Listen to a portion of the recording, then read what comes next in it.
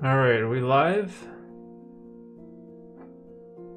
Okay, just started. Okay, so this is gonna be the third edition of the Ask Me Anything live stream. Now, as you can see, I spent a lot of time updating my layout. As the first two live streams, I basically had no idea what I was doing, so I kind of put up some of my paintings that I meant to do for a long time, and hopefully put like a more sleek looking live stream layout with the music at the bottom and the date and time for myself at the top. Okay, so I'm gonna give a minute for people to come in. That is, if anyone even comes. So what I normally do for these live streams is I like to put out a poll a couple days before and just ask people to vote on a general topic, right? So before we had like motivation, for example. And for this one, it was pretty close between video editing and the 9 to 5.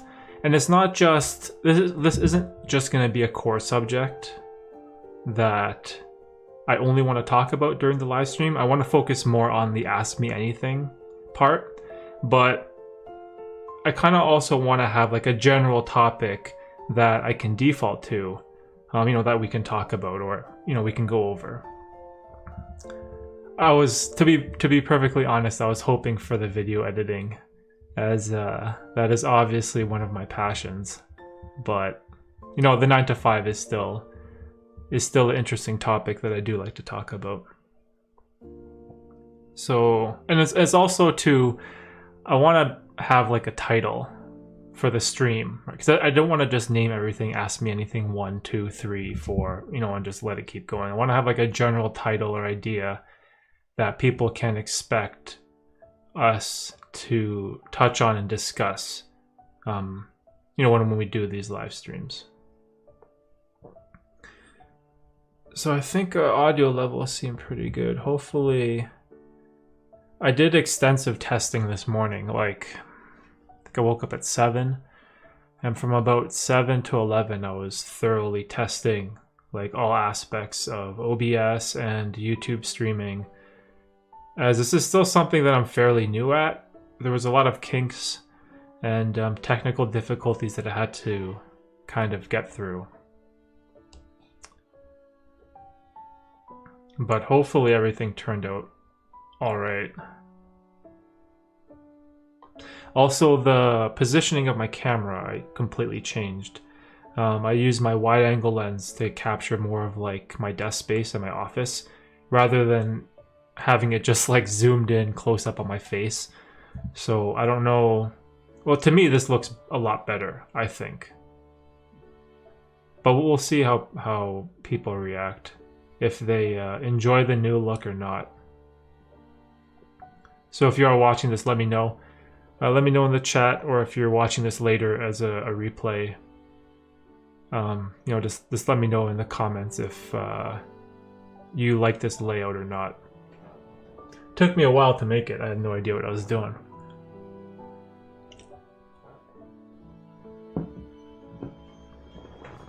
Yeah, OBS surprised me because it's very intricate and complicated. There's a lot of features and functionality and things that you can kind of play around with that I didn't really expect. I just thought it was like a software where you just, you can stream and record things and like that's about it. But you can actually color grade and apply LUTs to your footage in OBS, which I thought was very interesting. I was like, oh, that's something that that I only thought people did in like Adobe Premiere, like when you're editing your videos, right?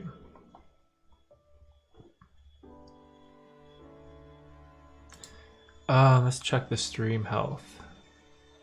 Oh yeah, so another thing is I changed my internet connection to connect to my 5G network at home, and hopefully it's utilizing the full 20 megabit upload speed.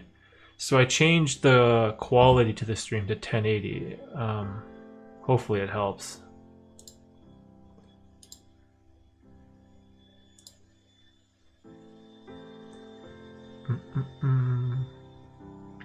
Stream is healthy.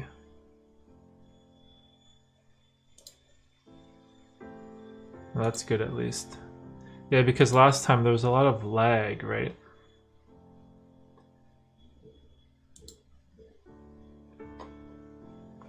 But I think YouTube lets you change the quality of the live stream if I'm not mistaken. So if 1080 is lagging, I think you should be able to click the settings wheel and downgrade to 720p. Which I think, like that was a problem I was having on Twitch.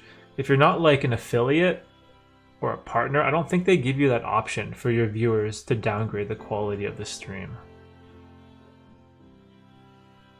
And so I would always be stuck on the source quality, which was 720p on Twitch. And I don't know, as the days go by, I'm kind of veering away from Twitch. I don't like it as much as I did when I started. And I'm enjoying the YouTube streaming space more. So let's give me a sec.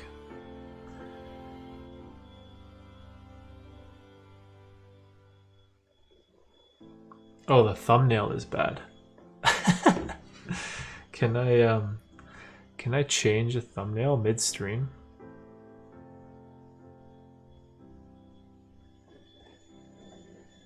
Is there a way to do that?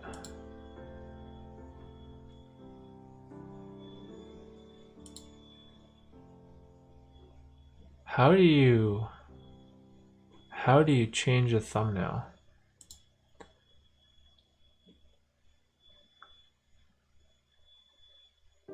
Oh, that sucks because the thumbnail says "Ask Me Anything" #2.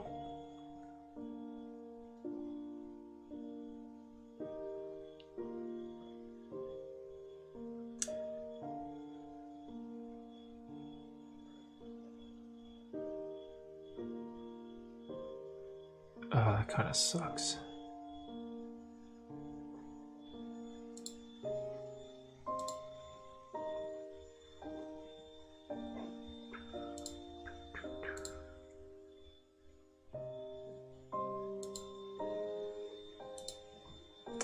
Hey, Forrest, how you doing? I think you're what, 3 for 3 on the live streams now? Oh, this would be a perfect. That should be good to get your opinion on this. So you saw the first 2 streams, and comparing like the layout. Do you prefer this new layout that I have, the more like wide angle where you can kind of see more of my room, or do you prefer like the zoomed in on my face stream? Like which one is better? Which one do you think is better, since you've been to all 3 of the streams? I value your opinion.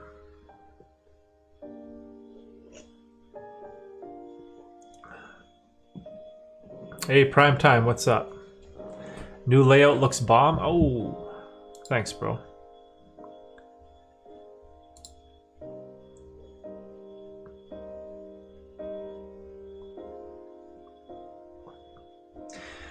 Yeah, I was thinking like this one today feels more comfy. Yeah, I kind of like the super wide angle. You can kind of see more what's around me, right? Because before, all you could really see was like my shoulders and my face. Like I guess that works, but I don't know. This is more like creating an environment to stream, right? If that makes any sense. Or at least that was my thought process when I was trying to figure out like what type of layout do I want to have for the stream moving forward, right? Because I don't want to get stuck doing the same thing. I want to improve, right? I want to progress. I want to get better at these things that I'm doing, right? Oh yeah, Brian, I made you moderator. I don't know if you can see that. It just said add or remove moderator. What is that? Put user in timeout. Definitely don't want to do that.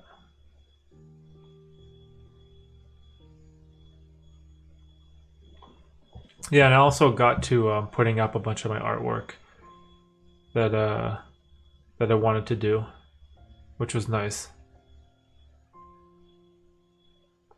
Were you able to apply a LUT?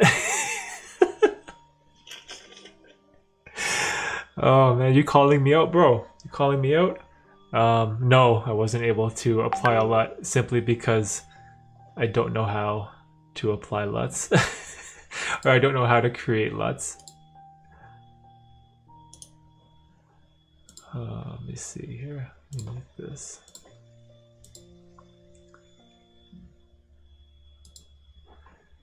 But also, you look like you can do whatever you want and just chill while you also talk to us viewers. Yeah, that's true. It's like, I think the more zoomed in look on like someone's face for a YouTube video where you're just, you know, giving someone information is fine, right? Whereas a stream, I want the stream to be kind of more like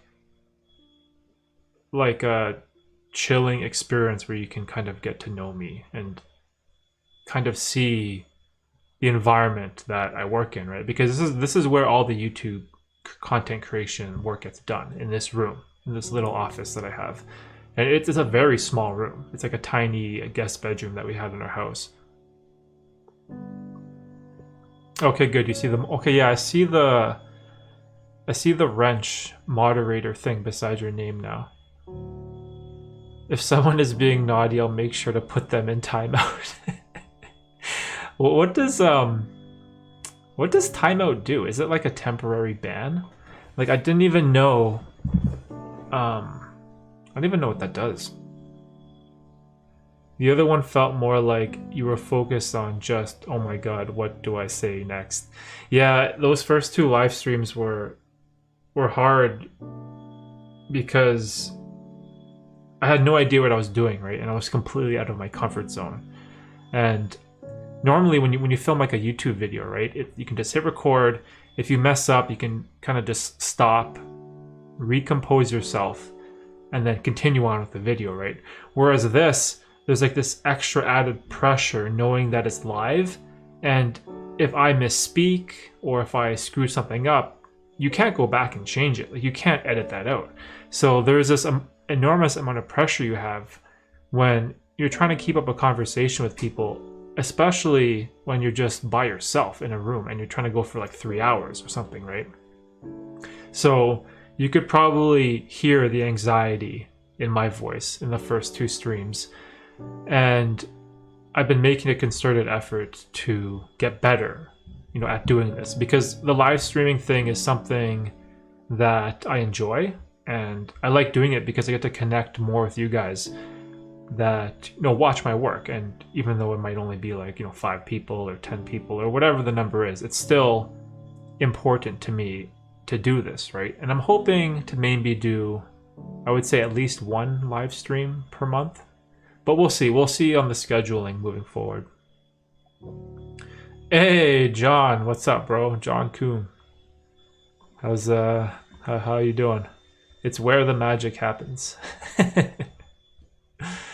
Hey, John, your last video was it was really well done with the holistic coaching. See, I don't know if this is only from a perspective as a fellow creator and editor, but all that time recording multiple angles and multiple days of footage and then putting that all together in a timeline it was so difficult. And you know, that was one of the things that, even though the content of like, you know, like the holistic coach stuff, I was like, huh? It was like I didn't get it. Like it didn't really resonate with me that much. But like I could really appreciate the editing and the time you put into that video.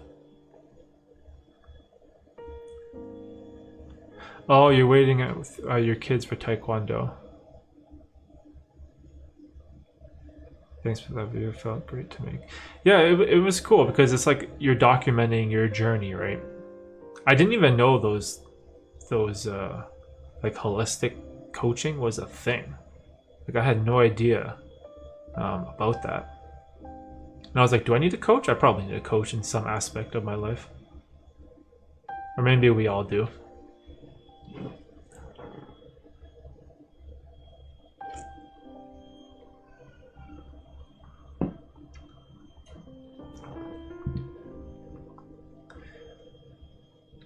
Okay, so I want to see let me see the community poll that I ran just to make sure.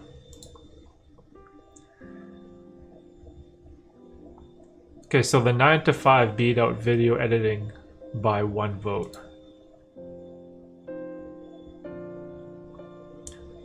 Uh-oh. Tina sees the wrench. Don't worry, Tina gets it too.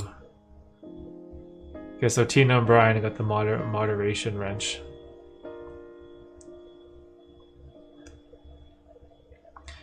Is all that art on the walls from Tina? Yeah, so let's see.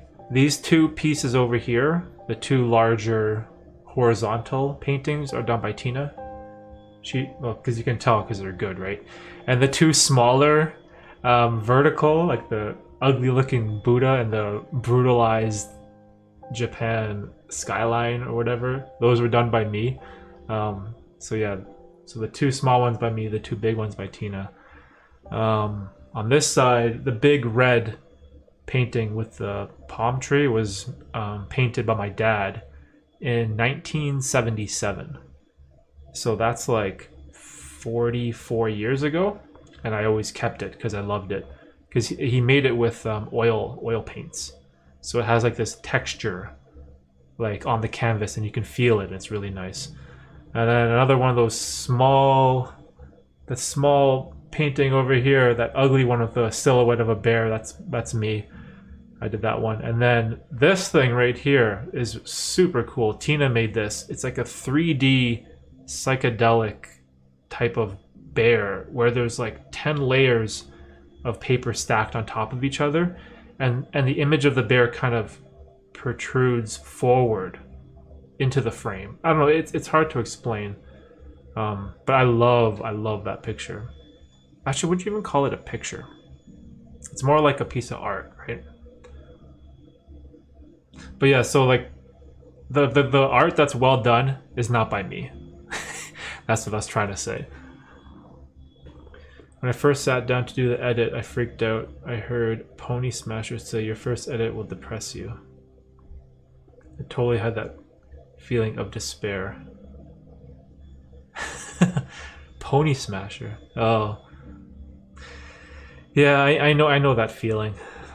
See, I think that video resonated with me, John, because like I've done those like 30-day challenge videos where I have like I'll have like 45 files of footage that I've recorded throughout the month, and it's just like such a pain in the ass to go through and edit it all. And I always ask myself, like, is it worth it? Like the amount of effort and work that goes into those types of videos, it's so time consuming as compared to something where you just like flip on your camera and you just like talk to the lens, which is so much easier, right? Moderator Tina and moderator Brian. Derek gave me powers.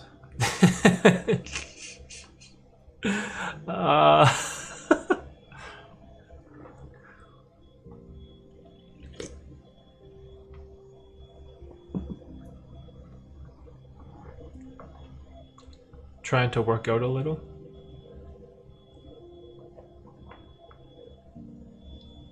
Yeah, hopefully the quality of the stream is good.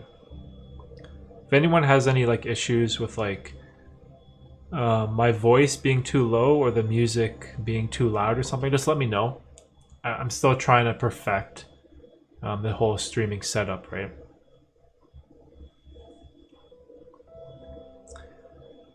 How do I link this to someone? Let me see, one sec.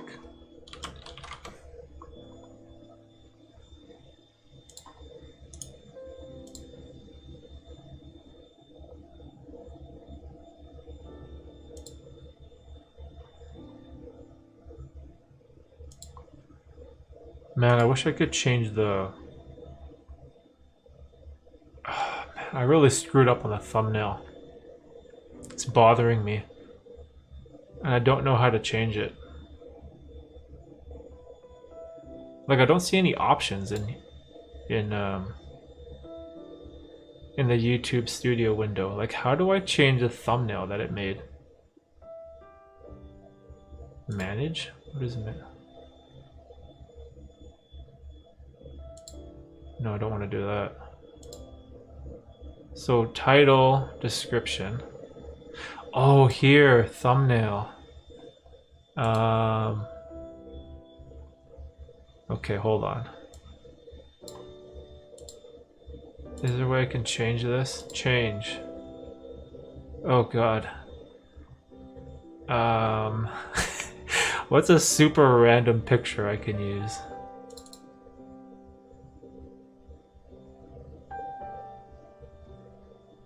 Oh, that's not good.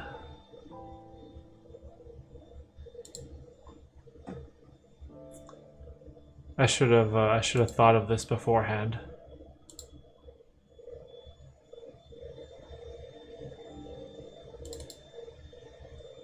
Okay, I'm just gonna use one of these random pictures real quick, so people don't get confused.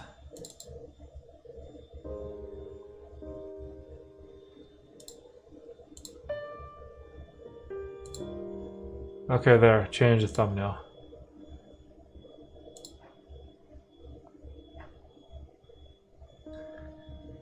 Hey, wait, I should wear my glasses. Do I ever wear my glasses on stream? I don't think I do, right? Probably should.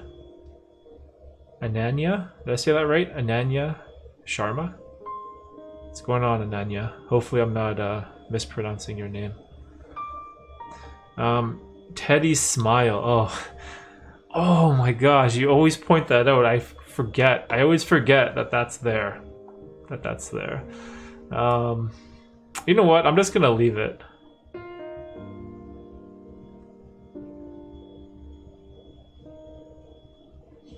And then yeah, for the thumbnail pic.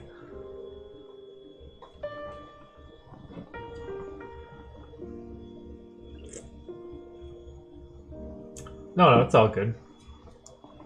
It's just funny because you can like barely see it.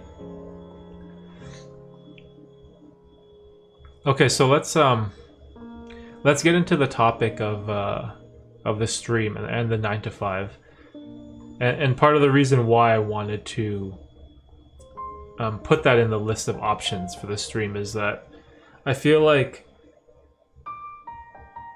I don't know when this happened, but for whatever reason, it became trendy or popular for people to like shit on the 9 to 5 and make fun of it. You know what I mean? It's and I see this all the time across YouTube and social media. It's like this negative mindset towards the 9 to 5, right? And it's always about like, oh, you should need to escape it, you need to get out of the rat race and all this stuff. And there was a long period of time where I had this same opinion too, where I am more of an entrepreneurial type of mind, where I think of ways that I can work for myself rather than trying to improve my corporate career or whatever, right? But at the same time, because of my age, I've worked so many different jobs in the 9 to 5, right? For different companies, different positions. And I have a perspective that has changed over time.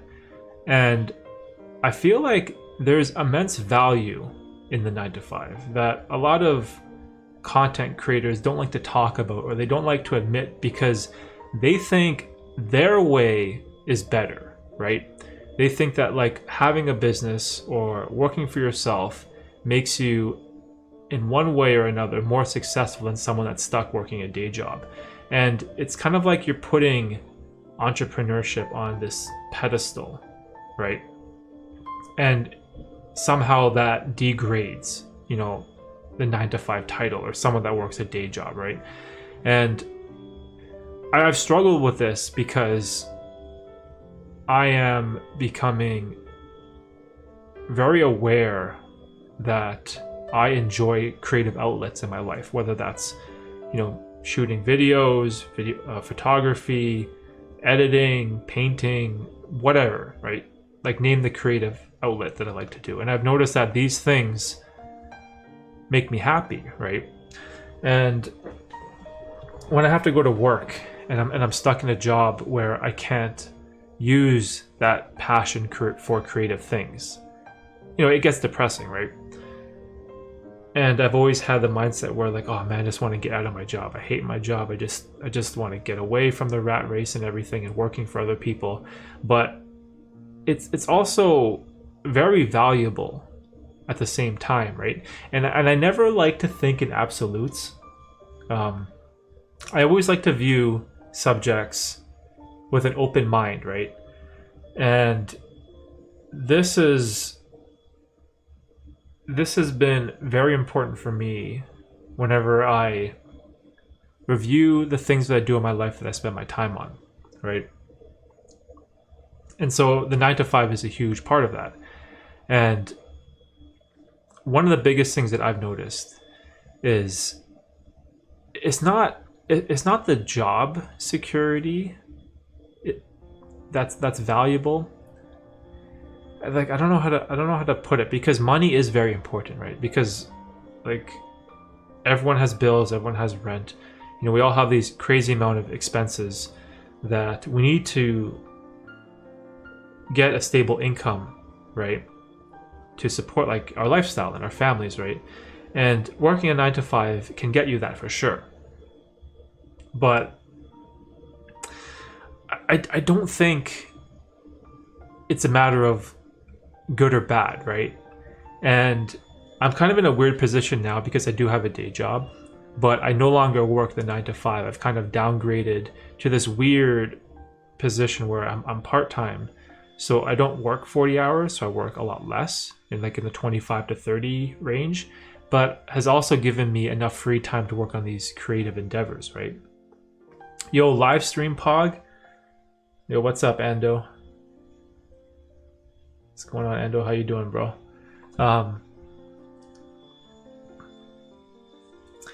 So yeah, so for me, if you want to get over, like, the pros and cons of working a day job, right? One of what's going on, Jakey? FBA Island. Bearsy Band.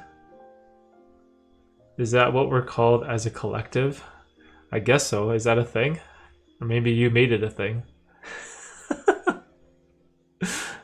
The Bearsy Band.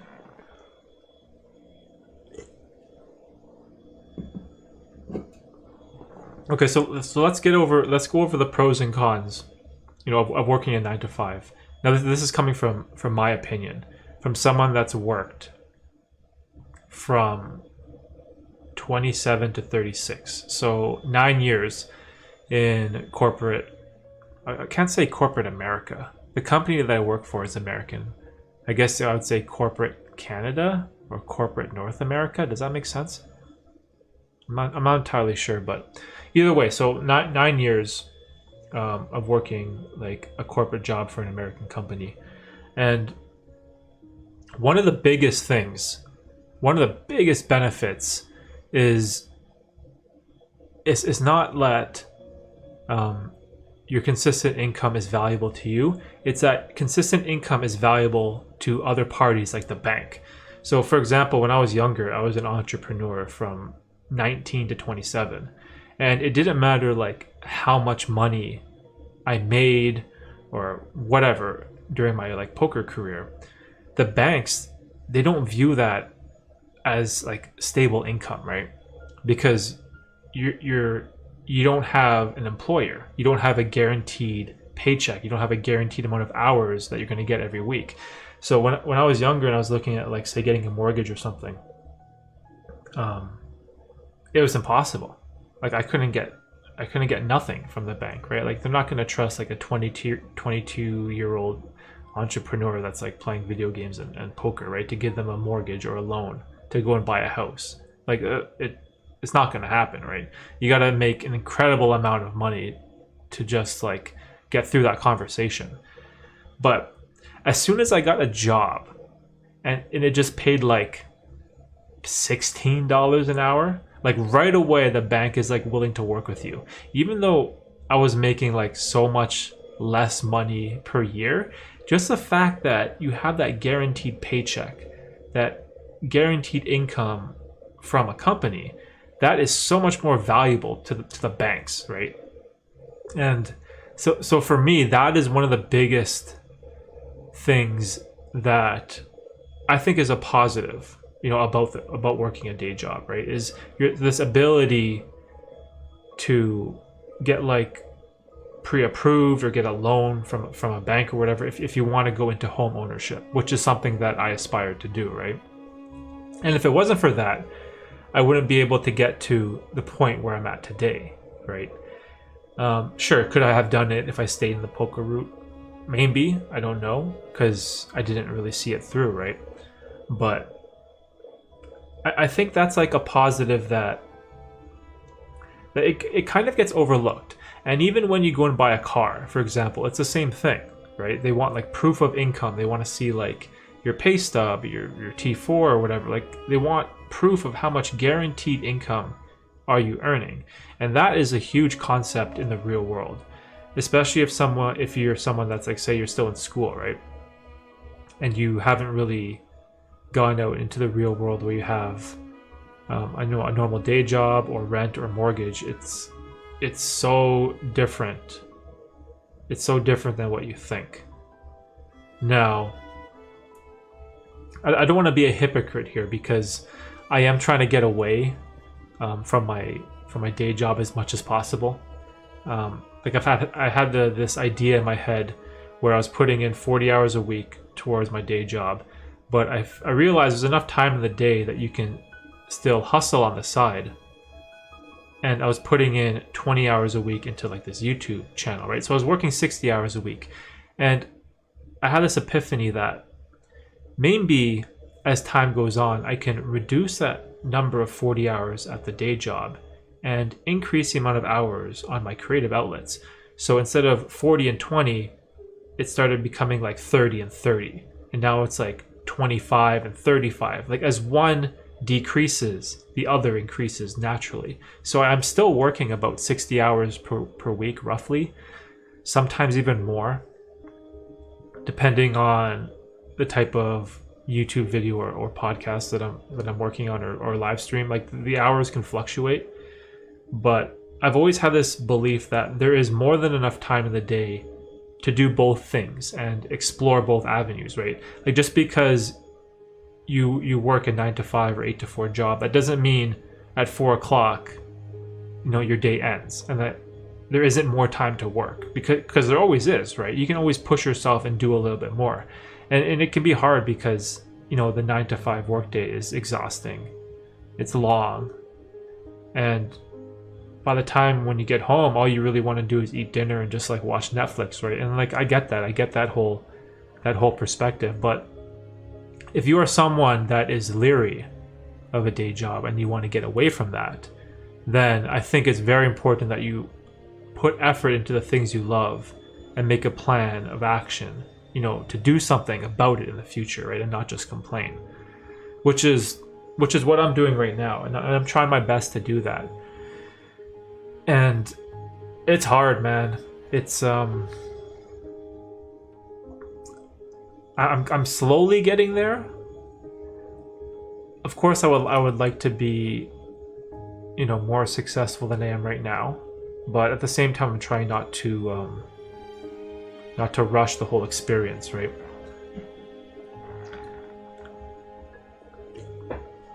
Yeah, work-life balance and seeking life happiness is different for everybody. Yeah, it's true. Hey, OTDA, what's up? How you doing? Aloha.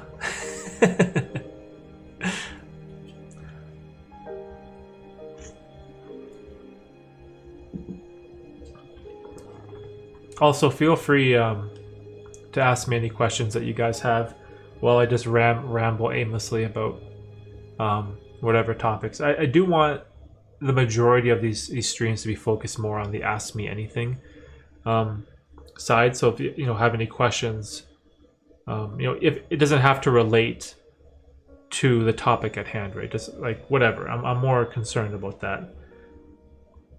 Hurricanes, what's up, bro?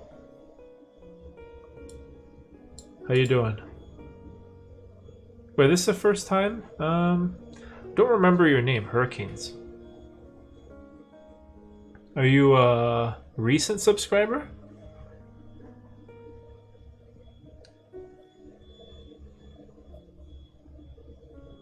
I try my best to remember everyone the best that I can.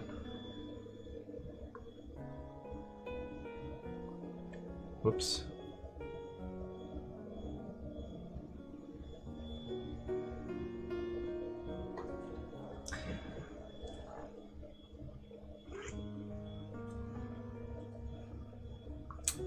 Been subscribed for about a month. Oh, that's cool. What video did you find? Or what? How did you even see this? This is a question that I'm always interested in. Like I always wonder how people stumble upon my work, right? TX Little Star 63. Hi, just listening. Hey, that's cool. Oh, Texas Little Star. Man, Texas is popular right now. This whole mass exodus out of California, New York, and everyone just... It seems like everyone is going to Texas.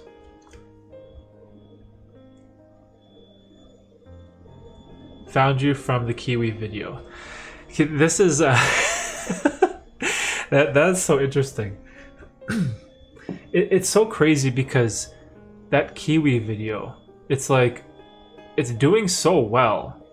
And it was a video that I thought would do so bad, right? Because I'm like, who's gonna watch a video about eating kiwi fruits? You know what I mean? It's like, it's such a fringe idea to have. And I don't know if this is how YouTube works, but whenever I made a video that I loved and that like I really put a lot of work into and I thought that it would do really good, it never seems to do well. And it's always these like fringe videos like eating a kiwi every day or learning how to do a muscle up. And these are the ones that somehow take off. And I always find it interesting how like people stumble upon those ideas or stumble upon those videos. I saw your meditation for... oh, okay. See, that's a video, what Forrest is saying, the meditation for 30 days. That was a video... At the time, I wasn't that good with cameras. I wasn't really a good videographer or a storyteller yet. But that video, I put so much time and effort into it. Like, I went to a waterfall and I shot a time lapse, like meditating in front of a waterfall. I woke up at like 5 in the morning and lit a candle on a dock and, you know, recorded myself meditating on a dock. And I recorded myself meditating like every day. And it was just like this insane amount of effort that I put into that video, and then it just like tanked and it did like really bad, right? And then you get to something like the kiwi. We're just eating a kiwi every day. How hard is that? You just go to the grocery store, buy like a whole bunch of kiwis, and then whatever, right? It was like a really simple video to make, but for some reason that video is like it's been doing like really good. And I don't know if it's because of that guy Jeff Nippard. He's a fitness YouTuber who kind of influenced me about the whole kiwi fruit nutrition, because I always had this idea that if you want to learn about like nutrition, if you want to learn about how to get in shape and lose weight, like you shouldn't really talk to your doctor. You should talk to like professional bodybuilders, because those guys, they know everything about food and nutrition and exercise. They know how to lose weight. They know like calories, macronutrients, micronutrients, you know, which foods to eat and what not to eat. And they know like everything, right? And I got inspired by Jeff Nippard when he talked about like the health benefits of kiwi fruits and how they're amazing for you, but no one really in North America eats them because we just eat apples, bananas and oranges, right? Hey, Augusto, what's up, bro? How's Brazil today? Oh yeah, I remember you told me about that, Forrest. You have an allergy to kiwis, right? The kiwi one triggered me. I was upset all day that I can't have most of anything I like. Allergies life. Hey Forrest, don't worry. I grew up with so many food allergies, like so many. So I know what that feels like. Are kiwis your only allergy? Because it's not a super rare thing. So I've heard of kiwi allergies before, and I read a couple studies about how the amount of kiwi allergies is on the rise, right? Because I grew up with the whole like lactose intolerance, peanut allergies, seafood allergies, eggs. Like I had like all those super common food allergies that kids have. Like I had all of that growing up, and it's just horrible, right? Since it like restricts the types of food you can eat.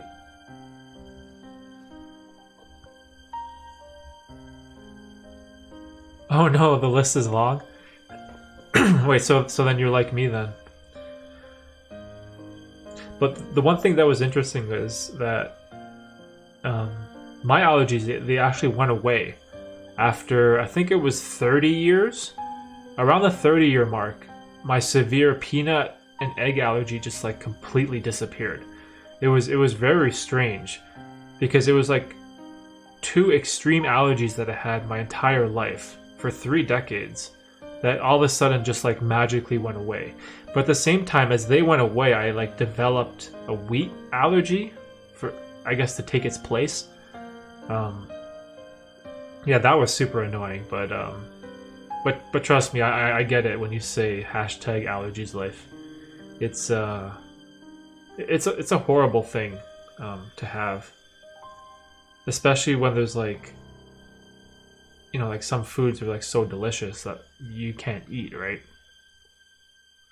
Or even when you go out with your friends and say for example, I was allergic to seafood and my friends want to go get like sushi or sashimi or something. Like I what can I do? I have to eat the rice and cucumber rolls, right? It was horrible.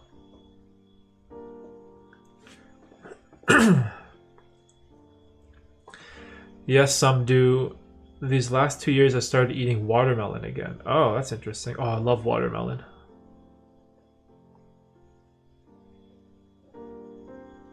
It's strange because like human beings are malleable, right? And we change and over time in like the weirdest ways, right?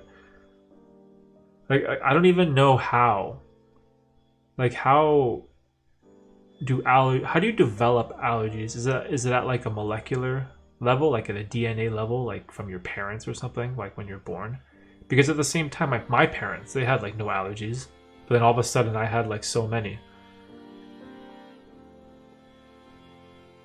Oh no, Ando reminds me of getting gout in my 30s.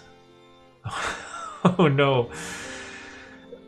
Man, yeah, gout is I talked to Brian a lot about gout and like how gout is like it's not just your diet too. It can be like a genetic thing, can't it?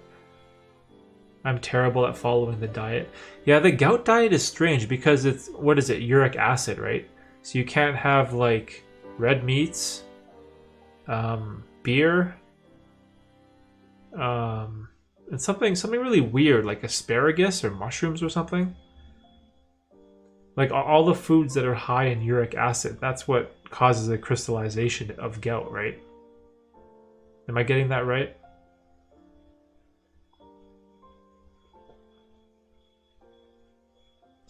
Most of my family peeps are allergic to penicillin, so it must be genetic too. Yeah, I think I had that allergy as well. I was allergic to penicillin when I was a kid. So whenever I got antibiotics for something, it would have to be like an an alternative to penicillin, which is so crazy, right?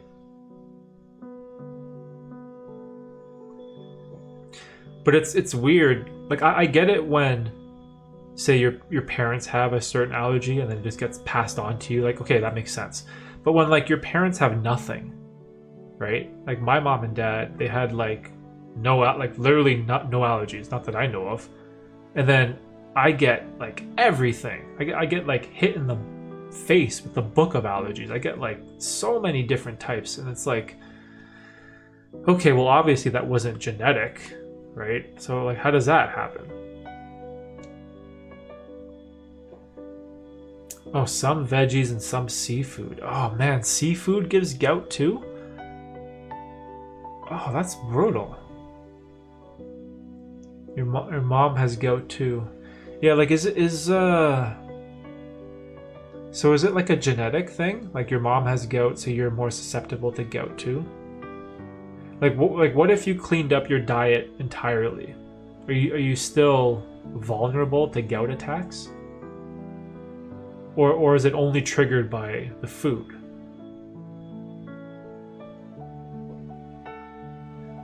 You still are, always will be. That doesn't go away.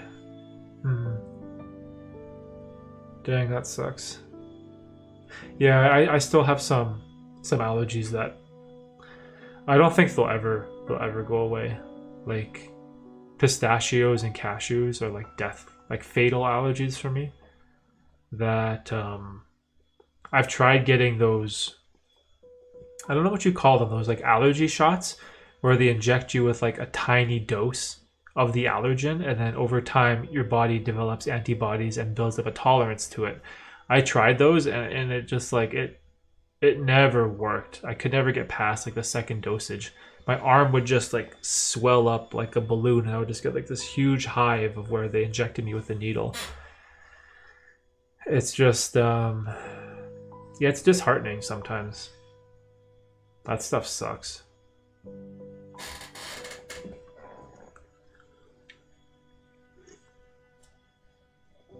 The gout stuff is rough though, right? Because doesn't that form in like your foot? And then you can't walk, right? Because it hurts so bad.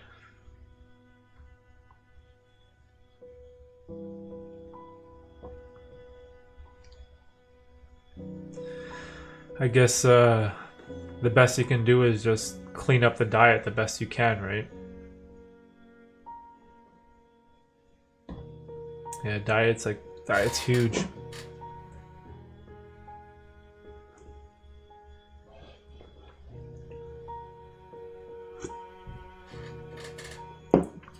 Okay, we're up to 12 viewers now. Right, that's not bad. People are coming in.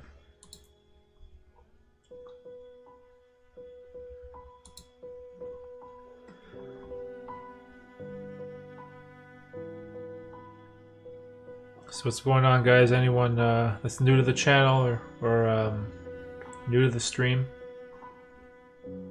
If you have any questions, let me know. I'm happy to answer anything you got.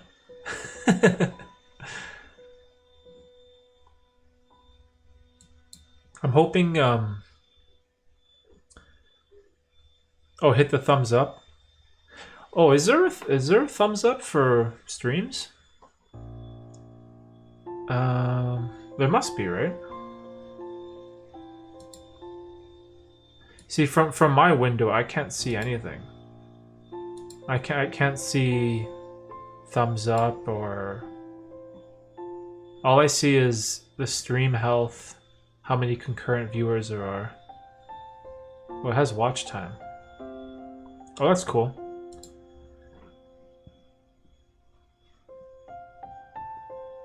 Yeah, so if you guys can, hit the like button, see if it does anything. I don't really know. I guess it could help. It would help with the YouTube algorithm type of stuff. But be more inclined to hit the like button if you actually like the stream. I want to earn my likes.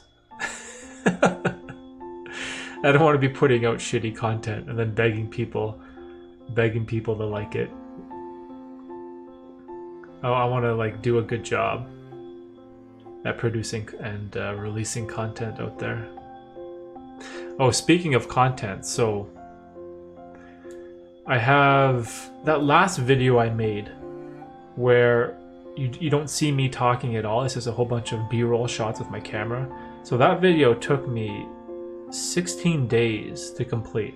And I was wondering, like, oh man, is that bad for like YouTube and their algorithm or something, because it took me so long to create that video?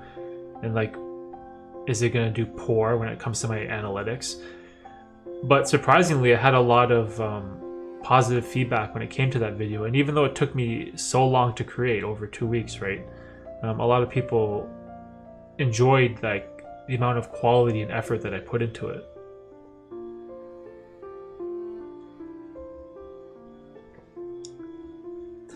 Thoughts on you probably going to have to social distance for a while, since Tifa probably won't have a vaccine for kids. Oh man, that yeah, that whole situation is rough, man. See, like for me, because I'm naturally introverted, right? This whole social distancing stuff, I've kind of been thriving. Like I do enjoy going out, and I love, talking to people, and going to meet up with people and have dinner, and having social gatherings. I love all that stuff for sure, but like deep down I am kind of more introverted than I am extroverted. So this whole like stay at home order stuff, I've been thriving because it's given me all this like extra time and motivation to work on things like this, right? But what kills me is with my daughter, this social distancing stuff. She's like growing up with a lack of human interaction. Like she only knows the people in our house. So me, Tina, and Tina's dad. Like she doesn't know my brother, doesn't know my parents, right?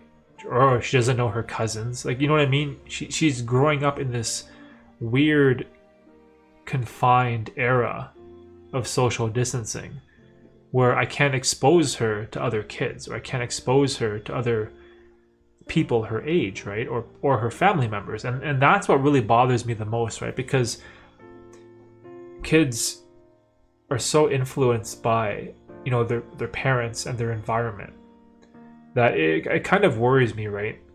And the same thing with like the kids and the vaccine, because they're probably the last to get the vaccine. If I'm getting that right, it's the older people are the most susceptible, right? Because you don't really hear too much about like kids dying from COVID. Is that right? I'm not sure if that's 100% right. But like even for me, like my job, my day job, I'm an essential worker. I have to work. And I'm not working in like an office. I'm like out on the road. I'm going to different companies, going to different locations, and I'm exposed on a daily basis, right? Because I'm a frontline worker for my company. I'm a courier, right? And even for our company, we haven't got vaccinated, or we haven't even had the option, to get vaccines, right? And so, which is crazy because we are the ones that ship the vaccines. Like we're the ones that bring the vaccines into Canada and bring them to the hospitals, right? So we're incredibly essential for this whole, COVID pandemic stuff, right? And I don't know. I just don't know what to think anymore. Like I'm so tired of all this stuff, right? It's so hard. And I'm more concerned like about my daughter, right? Like can kids even get the vaccine? Like can they even get it? Like I don't even know. Yeah, it's tough for these young ones. They're not familiar with other people other than us. Yeah, see, like Brian, you like Vera and Zoe's probably going through the same things, right? It's like you can't you can't bring them around your brothers and sisters, your parents, right? And I'm fearful of the way that affects their growth growing up, because social interaction is important for kids, right? Well, I don't think these vaccines will get approved for kids ever until a very long time. Okay, yeah, see. So yeah, so that's what I'm like worried about, right? Like,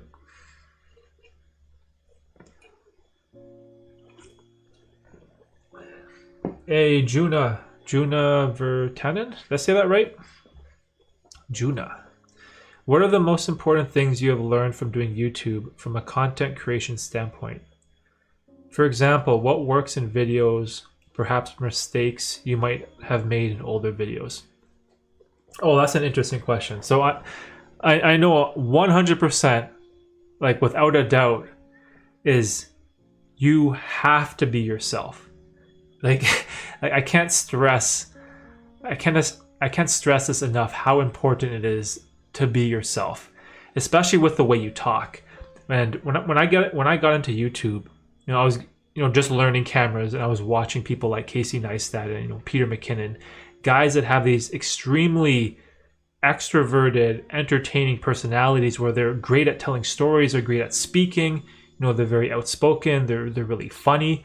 And human beings, we naturally copy the people we look up to, right? And so I was looking up to these guys, and I put on this fake persona that I like to call like a YouTube persona. And I was trying to speak and talk in a way that isn't me. And you may think that this will benefit your channel, and you may think that this is what people want to watch.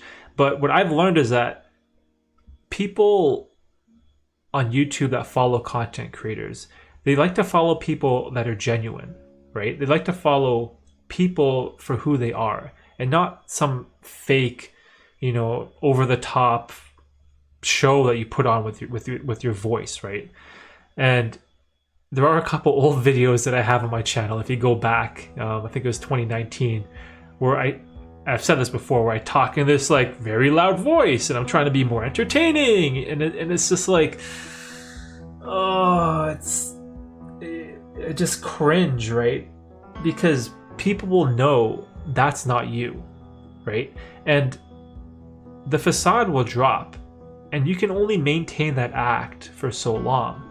And it took me a while to realize this, that like I speak very boring, I speak very monotone, I'm more laid back, right? I don't have that super extroverted personality, right? And once I accepted that, who am I, what do I like, and how can I show that in a genuine way, that was when like some of my videos started to pick up. Now, could that be a complete coincidence? Sure, it could be, right? But at the same time, like that is what I think will make you successful for like content creation, is just being genuine. Like that is one of the biggest mistakes that like I've ever made, is trying to be someone that you're not for the sake of getting views, right? Like that for me is and I look back, bro. I look back and it's just like, oh, I want to delete those videos so bad. It just makes me cringe. It just makes me cringe. Yo, Doik, I'm at work. What up? What up? Hey, Martin, what's going on? I gotta send you some Snapchat snaps of funny license plates I saw. The pronunciation not even close. Oh, sorry, bro. Juna Vertanen.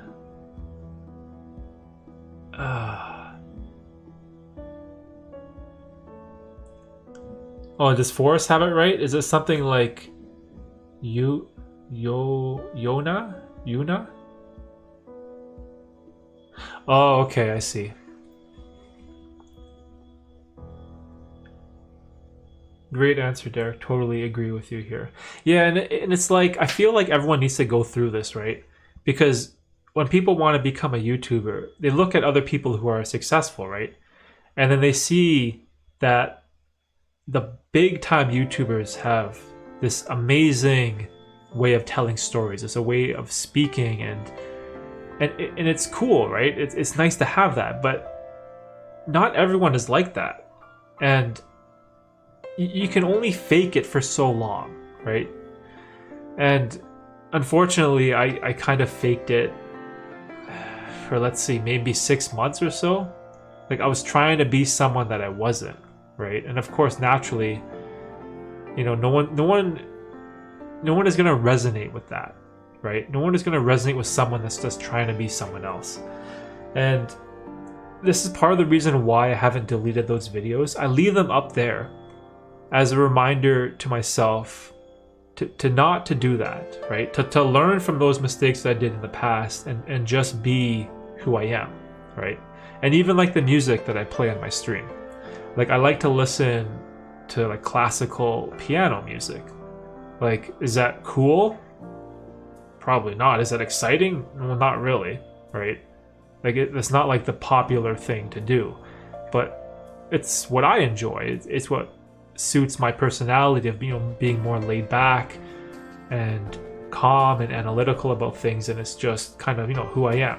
Whereas before, I'd probably be playing like some upbeat EDM dance music or something, right? Because again, trying to be someone that I wasn't. And now it's awesome because even like with this live stream, I can just turn on the camera and I don't have to do anything else. I just have to just be me, and it's just natural, right? Like, this is how I am. If you were to meet me in person, like, this is how I speak, right? This is how I talk. This is how I communicate with people.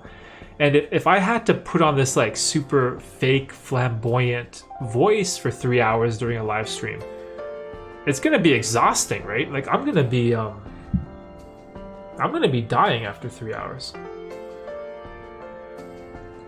I was hoping for some Pokemon music. Pokemon music. Where would you even get that?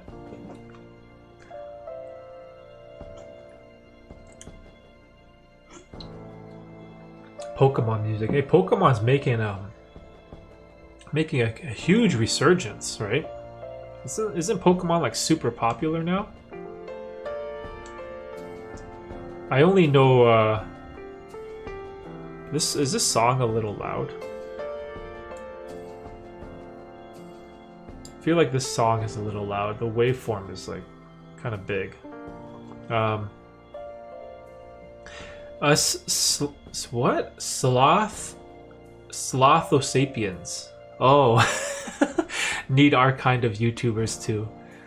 Yeah, and it's also like, man, you can't underestimate the YouTube community. Like, people can sniff you out a mile away. They can tell when you're being disingenuous, right?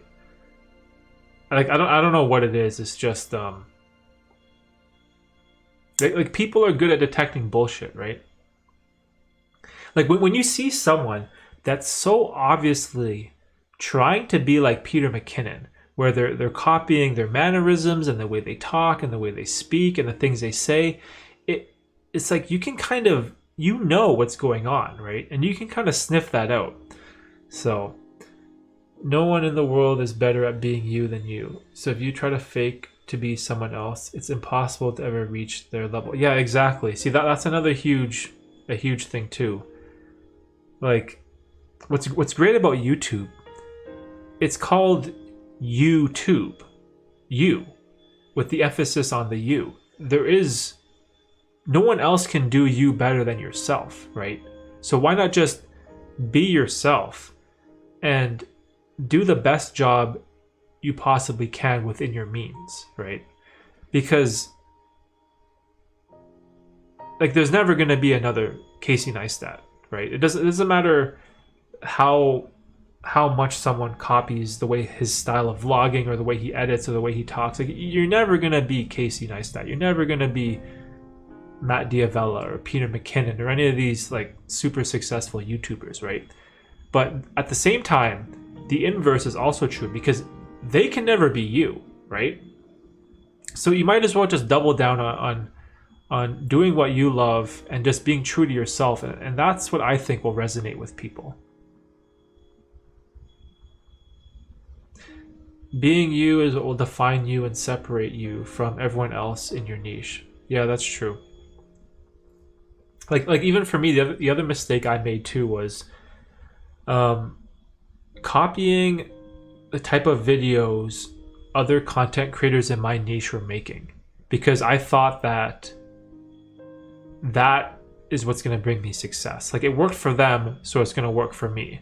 But like, also what you need to realize is they've done it already, right? It's already been created. And if you just like completely copy that video, what's YouTube's incentive for pushing your version out when that version has already been out for so long? So you need to like approach it at a different angle, or provide some other type of value, right?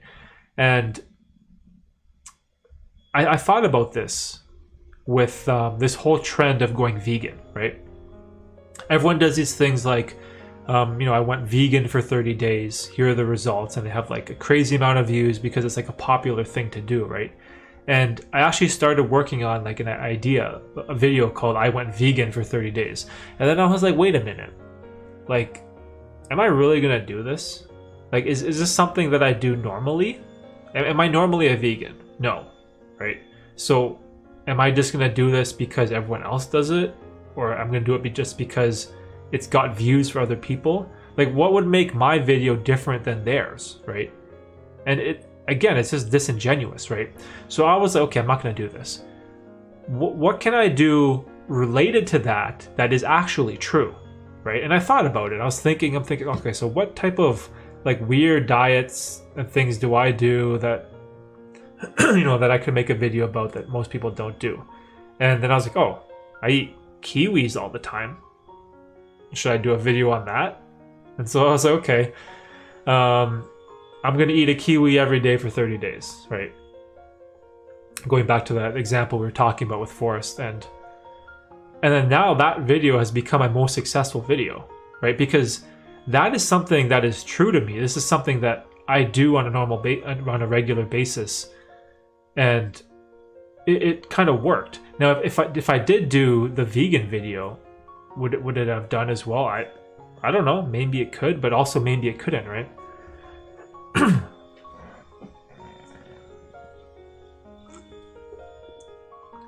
If you could live anywhere in the world, where would it be? Oh.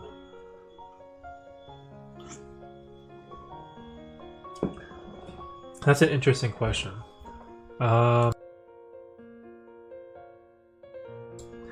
If I could live anywhere in the world, where would it be? You know what's one big problem for me with that is I can only speak English.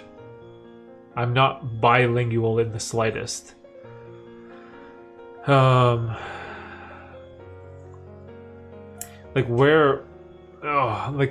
immediately Japan came to mind, but then like the language barrier is so strong, and it's also like Japan is so far away from like my family, right? I think it would have to be somewhere in North America. Like,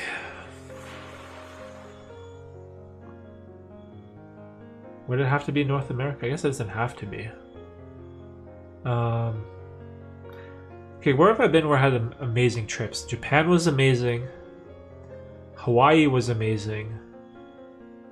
Southern parts of... Actually, Hawaii is pretty good too.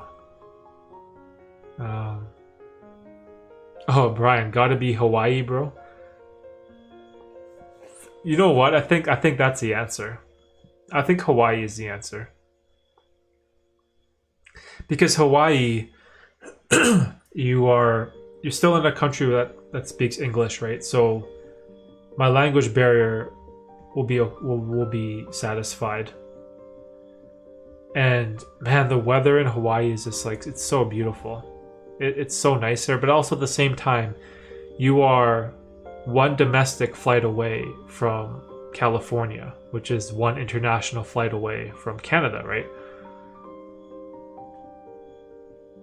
Would I move to Hawaii? Man, I think I would. like where else would I go? Like realistically, where else would I be willing to move to? I think Hawaii is the answer, which is strange because I've only been there one time. We had one trip to Hawaii, and it was absolutely amazing. Texas, oh yeah, Texas is cool too. I think the answer is Hawaii. Yeah, I would move to Hawaii. Could still visit Texas, visit California, visit Toronto. Brampton. Brampton.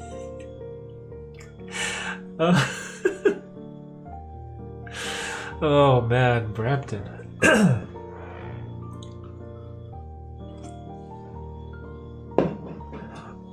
Oh man, that was funny. That's pretty funny. Oh, here's a good question. If you could only have 3 pieces of gear to create with, what would those items be? Does computer count? Do I already have like a computer that can edit the footage? Or would I have to include a computer in those pieces?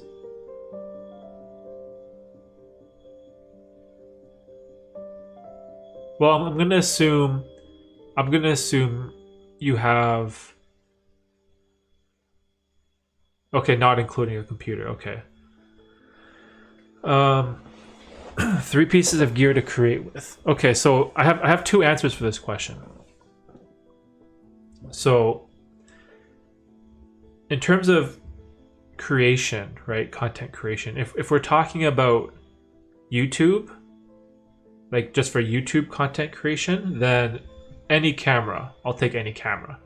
But if we're talking about like content creation at a gig level where you want to be like a videographer or photographer or something, then the camera is gonna matter, right?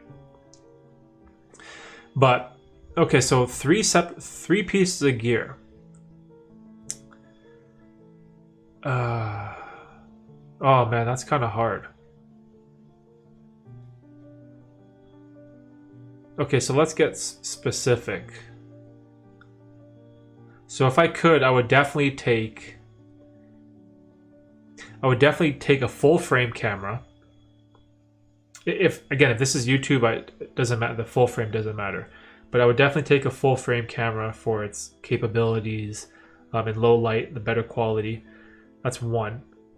2 has to be some type of microphone, some type of like really good quality mic. What microphone would do everything?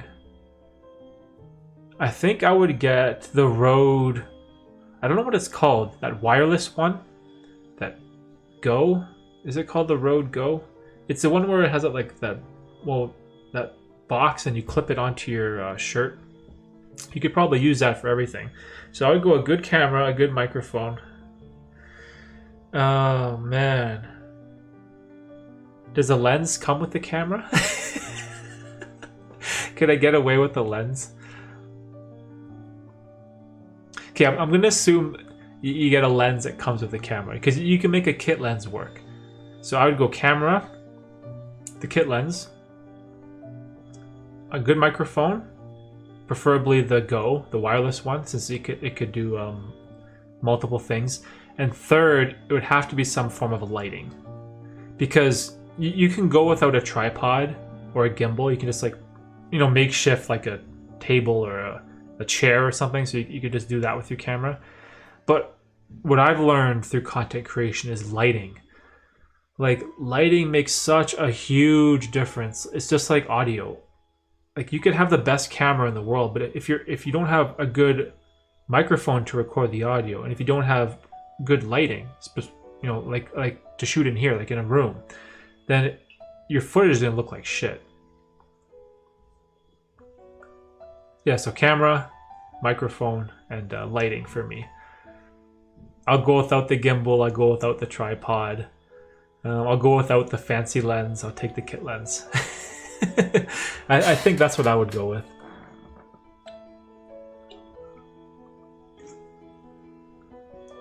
But again, if this is like, if this is for YouTube,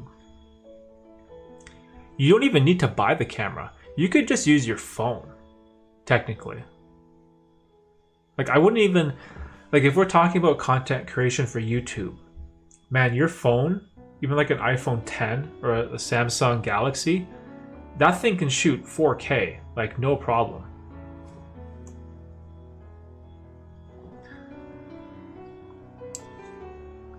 Do you think it's better to be paid hourly or salary for the 9 to 5? Oh, that's a good question. Okay, I'll get to that in a sec. Oh, the wireless Go, that's what it's called? Kind of don't like it chunky to wear mainly, just rather Video Mic Pro shotgun mic for talking head. Yeah, actually I think you're right, Ando. I bought the Rode, I don't know if you can see it. You see it right there? It's right there. I bought the Rode NTG shotgun mic. The thing's amazing. The Go is super versatile, especially if you're shooting like outside on the go or something. But if we're talking about like just like a talking head indoor, man, like a shotgun mic is so good. I feel like this song is a bit loud. Yeah, the NTG mic is awesome.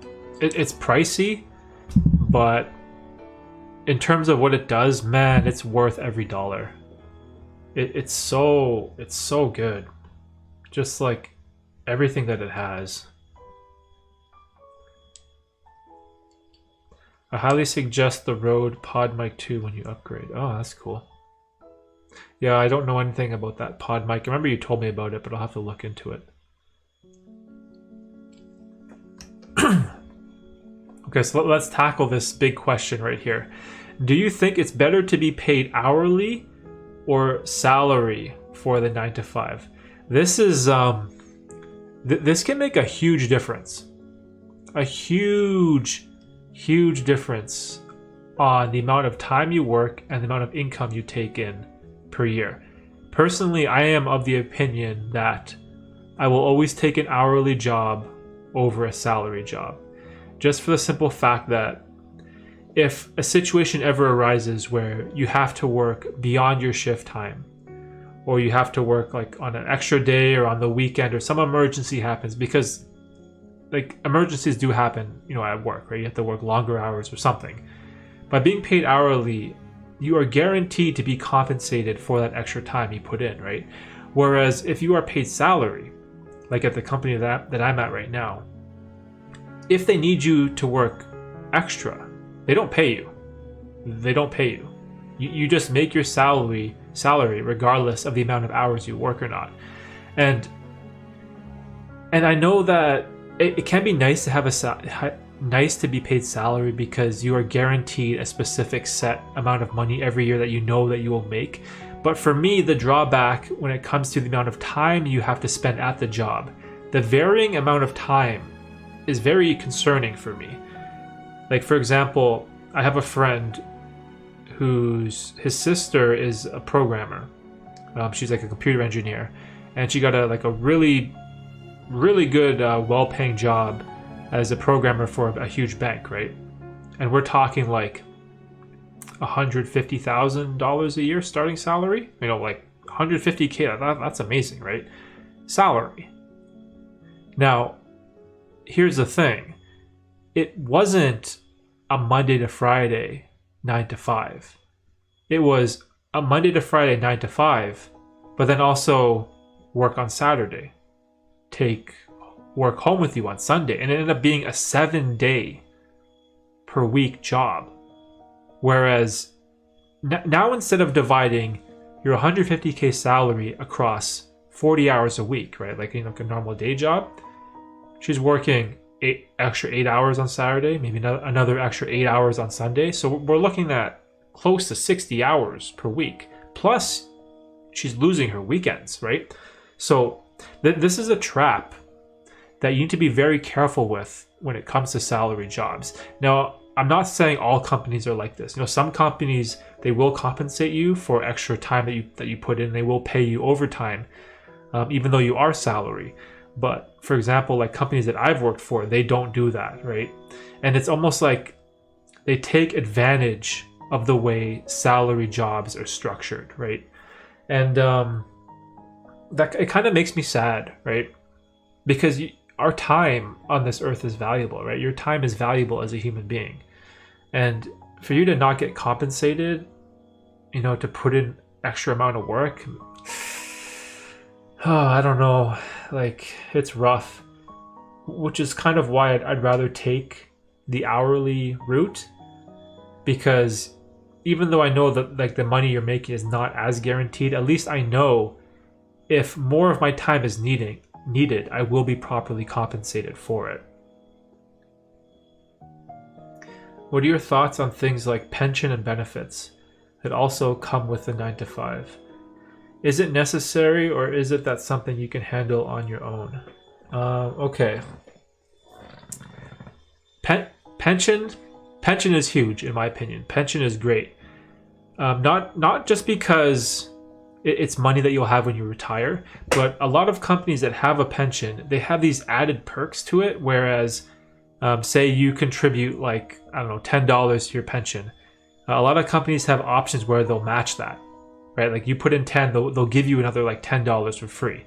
Or even like my company, they give you double and a half.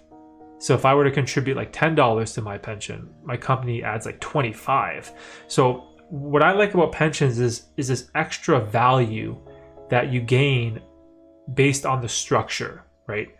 And the tricky thing with pensions too is pensions that are in your name are way more valuable that are in your company's name.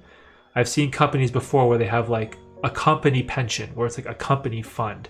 And if the company goes under, then that pension can go away, right? Whereas other companies, they have pensions that are controlled by the individual. So those are much more inherently valuable, because even when you leave the company, your pension goes with you, and you would put it into a different fund. So that is what's great about pensions.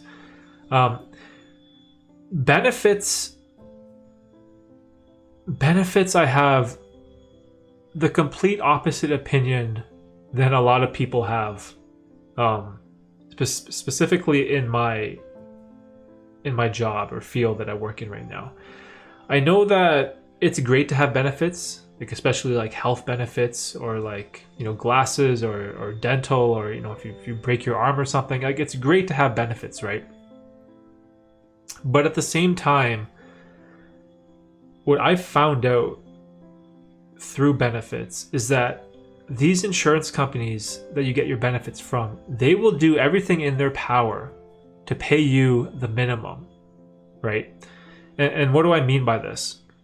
Now, I'll tell you a story of this. This happened to me. This happened to me in real life, and this is a true story, where I fell at home and my toenail like popped like completely out of my toe. Like my toenail was like this. It just popped right out. It was like bleeding everywhere, right? And it hurt like hell. And so this is considered like a non-workplace injury. So you get put on short-term disability, right? And a lot of times like companies have short-term disability benefits through their insurance company or package or whatever, right? And our company always talked about like, yeah, we have these great benefits in case you get injured. There's like this great protection insurance for you, if something were to happen to you. And insurance companies always promote this. They always promote this idea of value that they give to you in case something goes wrong, right? And in this situation, something did go wrong. Like my toenail popped completely out of my foot, right? And I work a job where I have to wear steel toe shoes, right? And I couldn't even put on a pair of socks. So there's no way in hell I'm ever going to be able to put on anything remotely close to steel toe shoes, right? But I'm like, okay, I have benefits. We have short-term disability coverage, so I'll be okay. Go to the doctor. And he said like the nail will just fall off. You don't need surgery or anything. It'll be okay. Give me some pain medication and then just rest it for 2 weeks. So 2 weeks, I can't like put on socks. I can't walk around. I gotta rest it and let it heal. So that 2 weeks I can't work, right? Now, I applied for the disability. So I'm assuming I am gonna get paid short-term disability for the time my doctor said that I have to be off, right? Which is 2 weeks. So those are 10 paid work days, right? Goes to the insurance company, right? Our benefits. They come back to me and they say, due to the severity of the injury, we're going to pay you for 6 days. And I'm like, what do you mean? Like my doctor said I'm going to be off for 2 weeks. I'm going to be off for 10 days because of this injury. I can't put on socks. How am I supposed to work? Where is it determined that it's 6 days? And they're like, oh, your benefits are up to our discretion.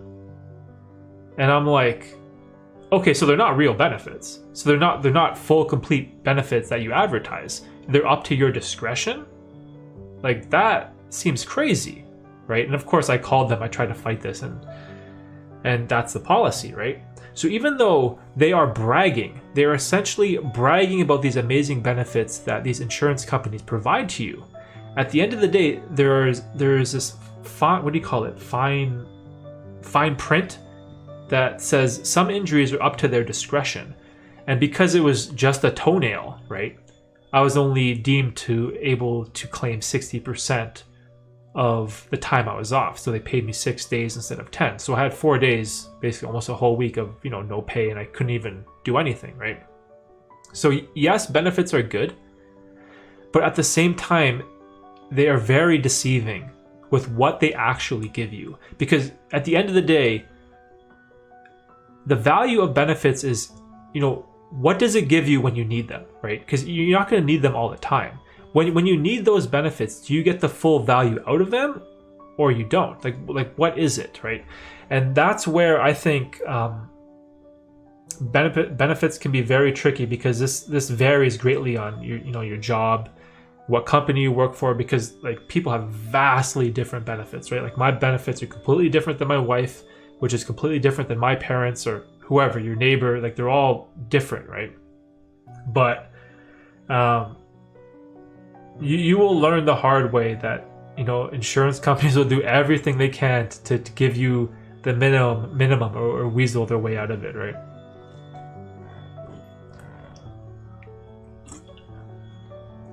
Oh, a couple more things here. What about security of contributing to unemployment insurance? EI payments should be optional. Okay, I'll get to that in a sec. Hey, Ryan. What's up, Ryan? Hey, man, I have a question. I was wondering if you could give me your opinion on why people share stuff and want to share stuff on social media. I want to make a fitness account documenting my fitness part 1 journey, and I'm not sure why I want to do it. Would love to get your thoughts on this. Love your content, man. Much love. Okay, that's an interesting question, because this is something that I did. If you look at my YouTube channel, my very first YouTube video that was posted in June of 2019 was this fitness, I don't know what you call it, fitness journey, in your words, that I was on, and how I was trying to lose weight.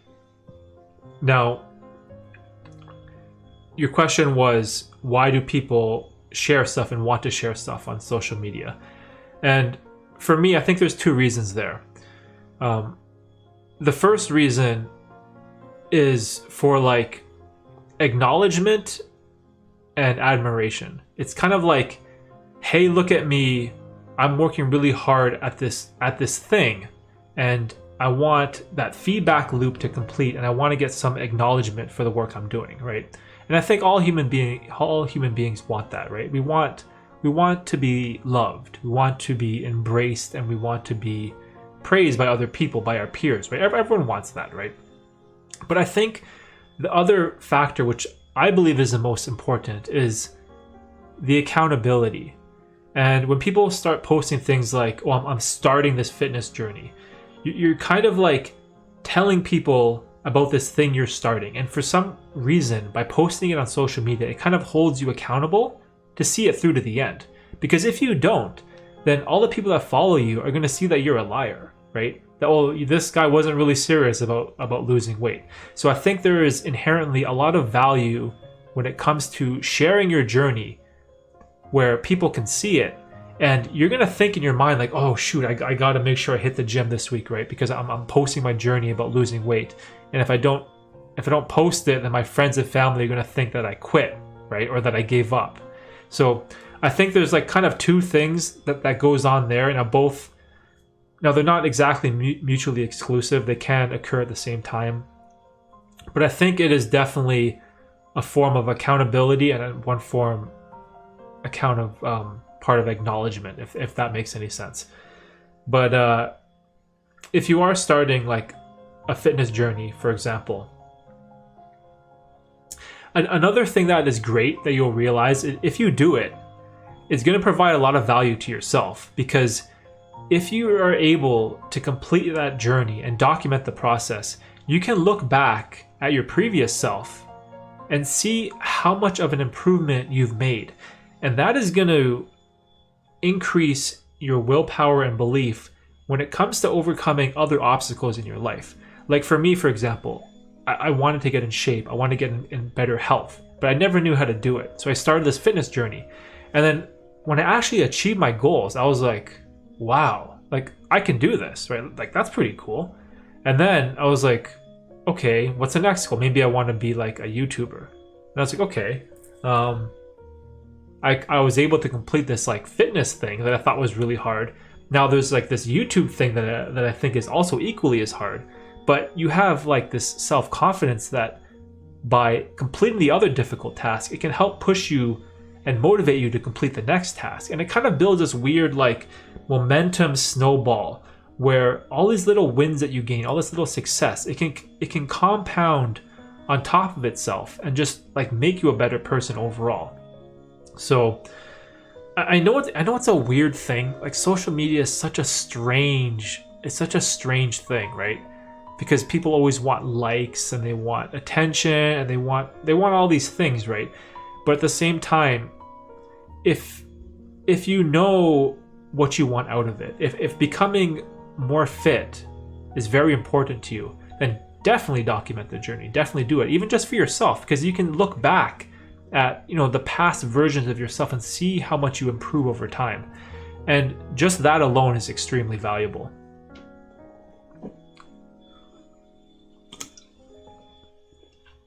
And also thanks for the compliment on my content. I remember you, Ryan, the very first stream. You came in right at the very end when I was ending the stream, and I felt so bad. I was like, oh no, who's this Ryan guy? And you're like, hey man, just sorry I missed your stream or something. And then I ended it right then and there, and I felt man, I felt horrible, bro. But I'll always remember that. It also helps to not give up because people are waiting for the next video. Yeah, that's true. That is also another thing. It's because like if you document your journey, right, and say your friends and family are watching it and giving you feedback and commenting on it, then you know that they're waiting for the next one, right? So there is this extra pressure and expectation that you're putting on yourself to get it done. Whereas if you weren't sharing the journey, you're more likely to procrastinate, because who's going to know? If you're not posting it, no one really knows. Only you are, right? And your brain can trick you into just being like, oh, we don't have to do this, right? Because your brain doesn't want to do difficult things. But by putting it out there, by putting that journey, thought, or idea out into the world, that can create extra accountability in the form of like your friends and family expecting the next part, or expecting the next video or chapter, the next Snapchat, or whatever it is, however you decide to post your journey, right? Just like that expectation from other people, like what Forrest says, can definitely help you, to not give up, right? Well, man, thanks so much for the response. I agree 100% with everything you said. You've just given me that little push I needed to start. Thanks, man. Yeah, trust me. Like, and this is something that that I talk about on my podcast a lot, where I talk to other content creators.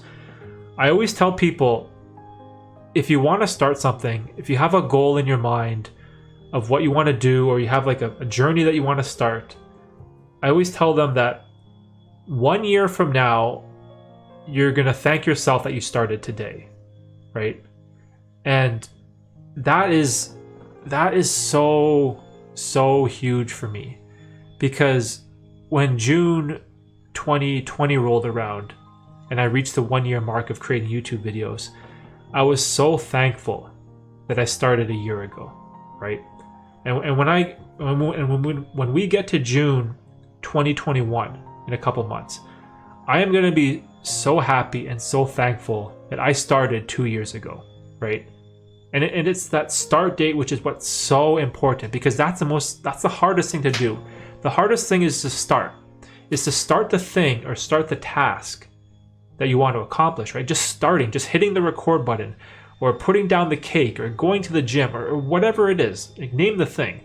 Just building up that initial momentum to do something is the most difficult thing. And whether that journey takes you 6 months, 12 months, or whatever, a year from now, you're going to be thankful you started today, right? So just start it. Just do it, right? Just say, whatever, Saturday, April 17th is day 1 of my fitness journey. And don't make the mistake of waiting for January 1st or waiting for the first day of the month. Like, that arbitrary number, that weird start date, it is nothing. It doesn't mean anything, right? People always have this idea that, oh, I'll start my New Year's resolution January 1st, or I'll start my weight loss in the new year. Why? Start now. Why don't you start now?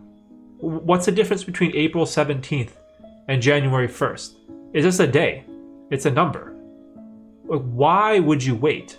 If you want to do that thing, just do it right now. Start right now. I don't care if it's the middle of the day, 2 a.m., whatever. Just start it.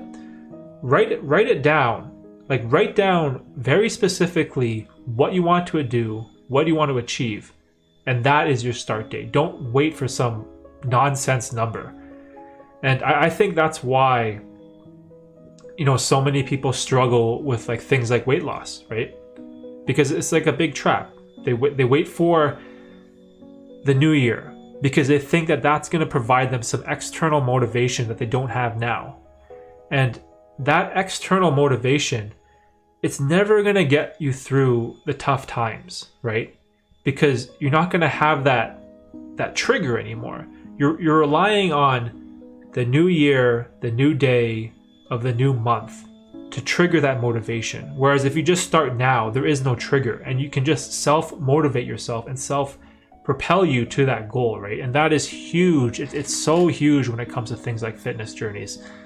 Like, it's horrible because I hear so many people at work, right?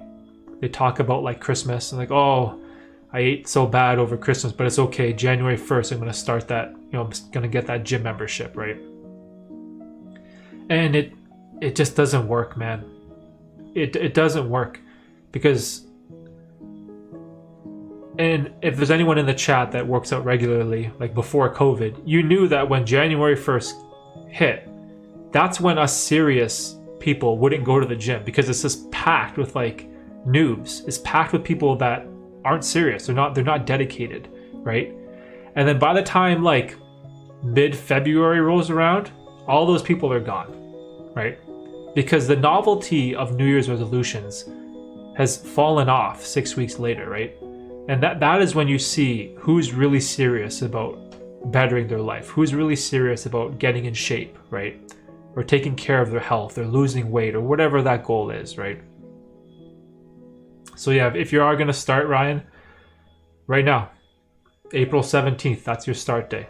Just start. Weigh yourself, or whatever fitness journey that you are documenting, whether it's going to the gym, lifting weights, tracking your weight, or tracking your food. Just start it, man. And definitely post it somewhere where you have like supportive people, like friends or family or cousins or something that can see it, and it can help motivate you, to keep going when it gets tough, right?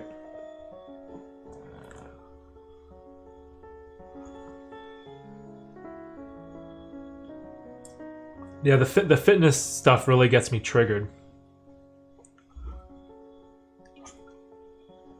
Because I have people at work that always ask me for fitness advice all the time.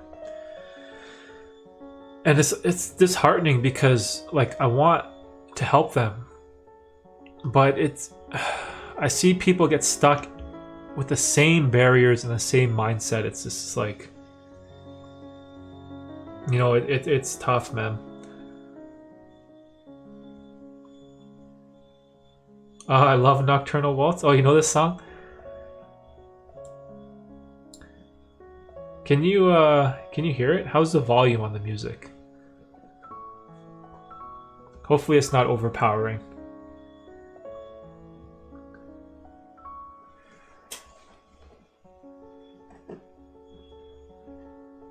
Let's get back to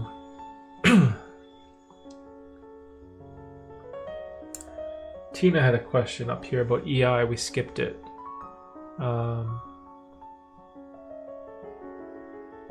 It's perfect. Some earlier were a bit loud. Yeah, like some of these songs, these classical songs that I have on my playlist, there are parts where it gets really loud.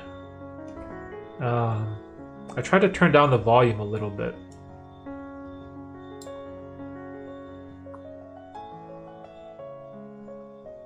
Not that much though. Okay, that's good. As long as there's not too many, right? Like I don't want the music to be a distraction, and for it to overpower, like the conversation and all that. But backtracking to Tina's question, Tina had something here. What about the security of contributing to unemployment insurance? I think EI payments should be optional or something. Okay, so, oh man, this is this is tricky, right? Because I have never been in a position where I've needed EI. Like I've never been laid off or fired from a job where I needed to use unemployment insurance to get by. So I don't have any experience using it, but I know people that have lost their job from reasons outside of their control, right? So I definitely think it's a good thing to have.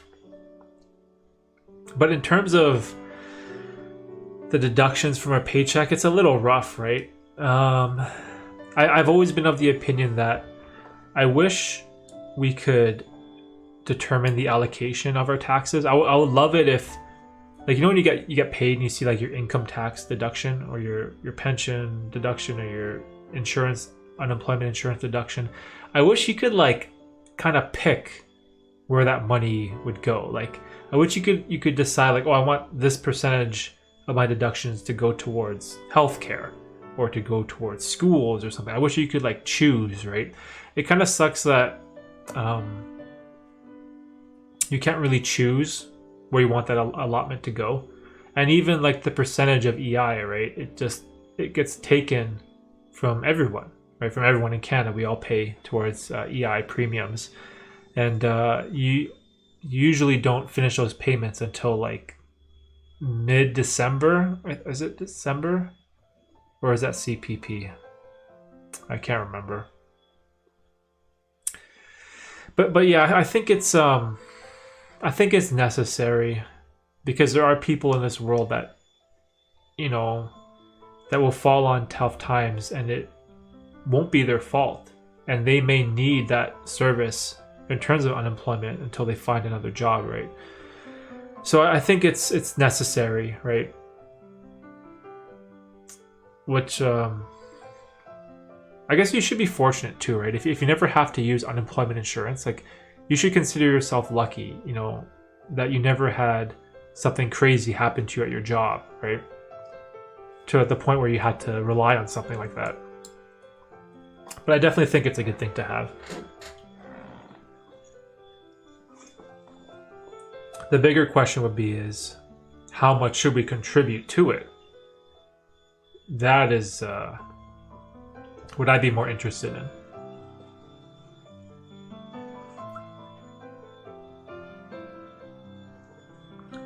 See, like this song is a little bit loud.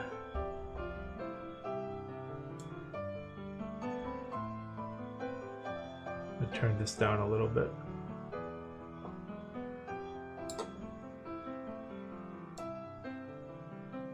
Okay, hopefully that's better. Yeah, it's hard trying to balance the volume with the music and everything. Especially the first two streams I had, man, the audio was brutal. I rewatched the first and second Ask Me Anything streams, and I had to like crank up the volume to max on my computer just to like hear myself speak. I was just like, oh, those two streams are really bad. Hopefully this stream and the ones in the future will be a lot better.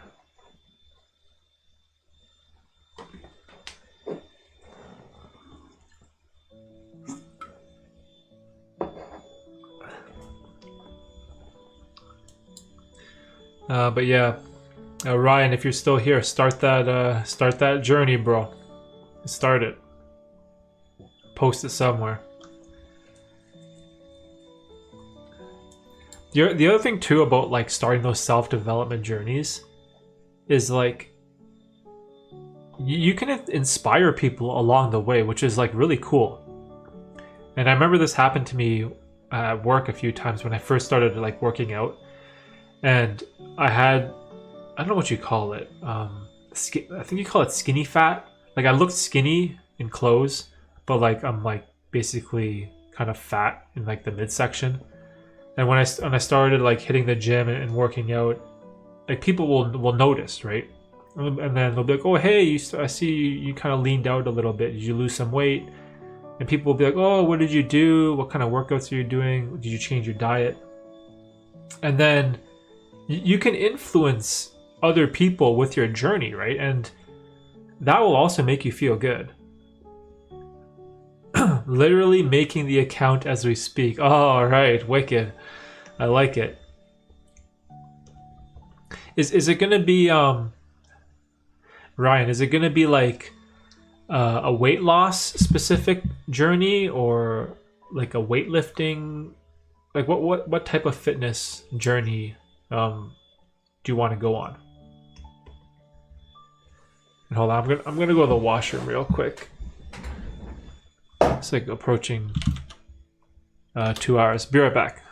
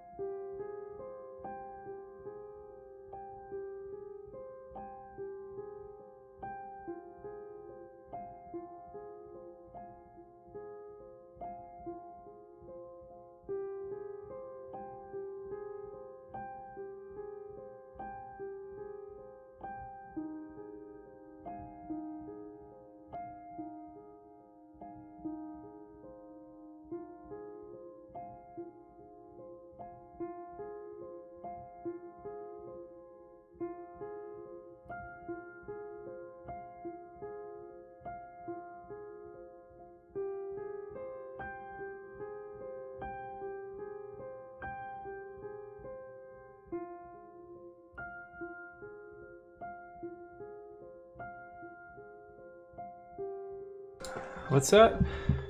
Some mod should drop the link of that video in here. when Ryan makes one. Yeah, Ryan, the chat wants to see your account. Where's the fitness journey at?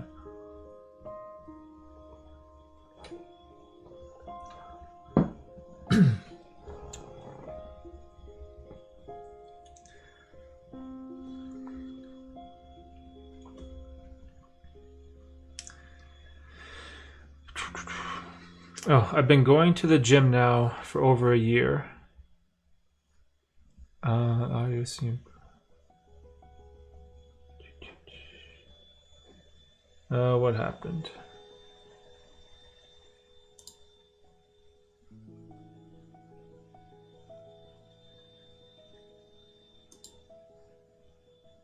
Can you guys hear me? It says audio stream's current bitrate is 0. That's not good.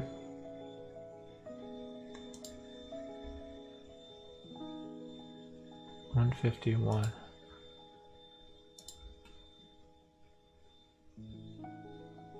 Okay, you can hear me? Okay, good. Yeah, I just got some weird error message saying my audio is bitrate is 0.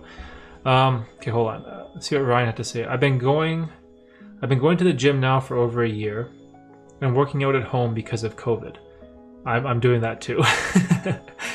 I've already lost some weight, around 20 pounds, which I'm really proud of and just want to document the journey. Oh, that's wicked. Share the journey and learn from others. Okay, see, so it's going to be like a weight loss journey. That's perfect.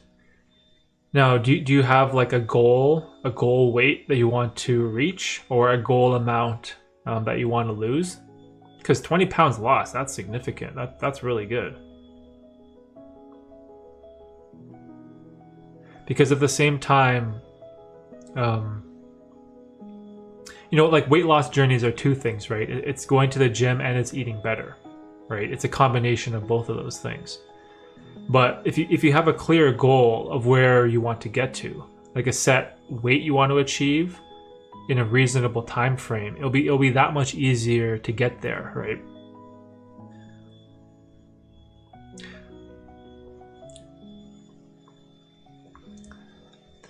I'm also very interested in the scientific side of exercise and nutrition and would love to share stuff about that too. Yeah, like when you get into fitness, like when I got into fitness at the very beginning, the scientific side of it is very interesting because you learn that weight loss is just one giant equation. That's all it is. 1 pound of fat is 3,500 calories, right? So if you want to lose 10 pounds, you got to burn an excess amount of 35,000 calories. It's just a numbers game. It's just one giant mathematical equation at the end of the day. And when you get into that, it can be a little obsessive, because I got to the point where I had bought a food scale and I was weighing every gram of rice or food that I was eating, and like portioning out everything to a point where I became completely obsessed. And it can be fun at the beginning, but at the same time be very aware of that, because it can get kind of crazy, right? I've got another 15 pounds to lose in my next fat loss phase, and then I'll be bulking up to put on some muscle mass, hopefully. Oh, I love the phases of weight loss. Like, I love having a season to cut, and I love having a season to bulk. So obviously, we're not professional bodybuilders by any means, right? But I love this idea of having like a phase, like a bulking phase and a cutting phase, where generally during the winter, you want to like bulk up. So bulk up, what I mean by bulking up is having a surplus amount of calories that you eat. And now I don't mean like crazy calories like donuts and pizza and candy or something, right? Like a surplus of calories in terms of healthy food, and then hitting the gym, and that will cause the adaptation process for you to build up more muscle mass, right? And then at the same time, I enjoy having a cutting phase because it has an end, right? When you have this mentality of dieting 365 days of the year, it quite honestly gets exhausting, right? And it becomes very, very hard to maintain, which is why I like to have these phases, right? So in the winter, I like to bulk up, and then when the winter ends, I like to cut, which is like exactly what I'm doing right now. At the end of December, I think I was like 185 pounds, and I've been cutting now for just about 4 months, and as of yesterday, I'm down to 165. So I'm getting pretty lean, like for the summer. I'm trying to like lean down. But again, like when summer ends, right? I get excited to go back into that bulking phase, because now it's like, oh, I can eat more food, I can go harder in the gym with my workouts, and it's just like, it's nice to mix it up and add that variety. Whereas if you're someone that's dieting every single day of the week, right, for the entire year, like it gets to a point where it's so hard to sustain in the long term, right? Because you need to find a way to make it enjoyable too, right? But having a clear goal is very important. Like you said, you have, what was it, 15 more pounds to go. I've got another 15 pounds to lose. Like, that's perfect. You have a clear goal of what you need to do, right? So when you start weighing yourself like a couple months from now, and you're only down, like, say you're only down 7 pounds, then you're only halfway to that goal. So then you know that you need to like pick it up, and you can use that as extra motivation to keep pushing you through the journey, right? Renaissance Periodization is a great channel for the science of nutrition and weightlifting. I'd highly recommend them. Oh, that's interesting. Renaissance Periodization. Renaissance. I use like periodization for my training in terms of my weightlifting routine. That's another great thing that you'll learn when it comes to working out, is lifting the same weight for the same reps over and over and over. It doesn't really get you anywhere. It's being able to periodize your training and incorporate progressive overload, and doing a little more each week, that's what really stimulates the adaptation process, right? I know this stuff gets a little jumbled in scientific jargon. It gets kind of boring, but I know what you're going through, man. I've been there, and I think it was, when did I start working out? 2017, I think, and I really got into it. It's definitely a fun journey.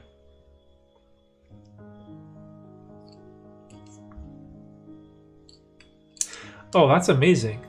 I started fasting yesterday, 34 days to go. I usually take a pic of my acne every day to see if I can see a difference at the end, just for fun, lol. You know what? Fasting is another thing that I do almost on a daily basis. As of right now, I'm fasted. I fast every morning. So when did I last eat? I last ate at 10 o'clock last night. So what time is it now? Right now it's 2 o'clock. So I'm fasted for 16 hours right now. So which is like your typical intermittent fasting 16-8 hour window. And that's another thing that it's just all intertwined and connected with like self-development and losing weight and fitness. And this is what I mean about building the momentum of success. Right? When it came to like doing difficult things, it helps propel you to tackle even difficult things, right? Like getting better at talking to the camera, going to the gym more, eating healthier, doing like fasting, like developing better habits, right? Being more productive, being more disciplined, creating a routine. All these ideas and topics, they become much more easier as you master the previous one, because it's like compound interest, right? When it comes to money, like you invest a bunch of money, that money makes interest, and then that interest you made compounds on top of each other, right? And it just keeps compounding over and over and over. The same thing is true for habits. when you develop good habits and good routines and good disciplines, they affect and bleed into the next one, right? And it just, I don't know, it just makes the whole process that much more enjoyable. But 34 days to go. What does that mean? Are you doing like a strict fasting window or time frame? Or were you just planning to do it for a little bit? What's the 34 days? Hey, Sadie, what's up? Hey, how are you? Glad to see you're here. Yeah, I did the month. I don't know if would I call this monthly? Maybe monthly. I'm not entirely sure yet, but welcome to the monthly YouTube stream. This one I tried to adjust just the layout, as you can see. I finally got some of the artwork up on my wall. I got some of the lenses up there. Remember that we talked about before, by putting some things in the background that resonate with you. The room looks great. Different angle, or you finally get the studio set up. Yeah, it's so I use a different lens. I use a more like a more wide angle lens. Then I kind of found spots for all my artwork that I wanted to do. Like normally, actually I could probably do this. Zoom in. So normally, if you can see this, so normally the streams were like this, where like it's like super zoomed in on my face, right? And so it's, I don't know, it doesn't seem as good. You can't really see much what's going on when you zoom in. This is 18 millimeters. So what I did is I just like zoomed out with my lens to 10 millimeters. There. And I don't know, it looks kind of better. Well, this thing is wobbly. If, I don't know, I like this vibe better. You get to see more in my space and see what's actually going on, right? It looks great. Glad to see you've been working on the stream overlays and just overall look. It's very you, very personality. Yeah, so I was looking at other people's streams and their overlays, and they had so many things going on, so many like text flying around and flashing lights, and it seemed kind of cluttered to me, as I'm kind of a very simple person, right? I like things fairly simple and clean, right? So I kind of just cropped out the top, put the date, local time, and then I cropped out the bottom and just put the name of the music I'm listening to. And I was like, you know what? This is what suits me. Like simple things make me happy, right? Simple things brings me enjoyment in my life, right? So I was like, this is me. Like this type of thing is me. So I kind of just went with it, even though it's like not the most fancy, overlay. I don't have any cool widgets or anything going on, but I think for my personality, it fits me. I'm not a religious person. I don't pray and such, but most of my people, including my family, are Muslims, and it's the month of Ramadan where you fast for a month of... Oh, wow, that's cool. Oh, I knew that. I saw that on my calendar. That Ramadan start. Ramadan? How do I say that? Ramadan. That it started. And I forgot about the fasting thing. That's pretty cool. But man, you fast for a month or 36 days. So is that just like do you just drink water? Like, and no food? Like, how does that work?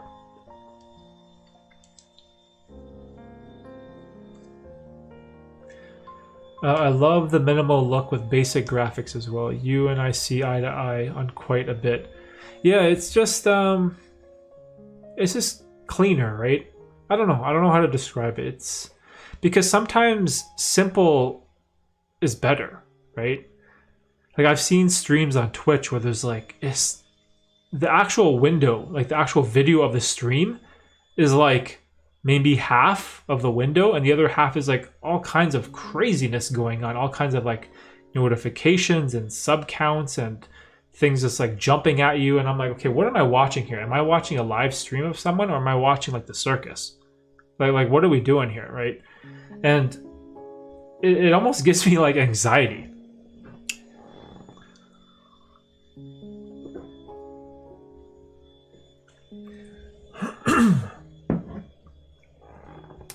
Oh, wow. No food or water or anything, just air. So I see it as a chance to try some kind of diet when I'm allowed to eat and drink.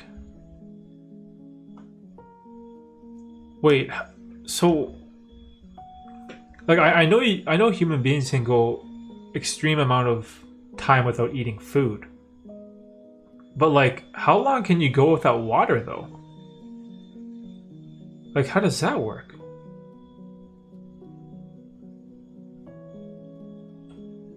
Because how many days can the human body go without water? I feel like not that long, right?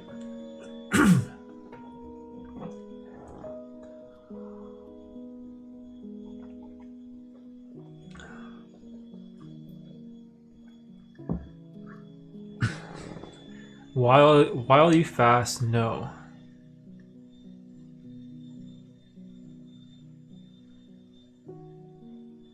Yeah, like how does that work? Is there like times during Ramadan where you can't eat or drink, but then there's like a window where you can have water? Because you have to be able to hydrate somewhere, right? If it's 36 days, like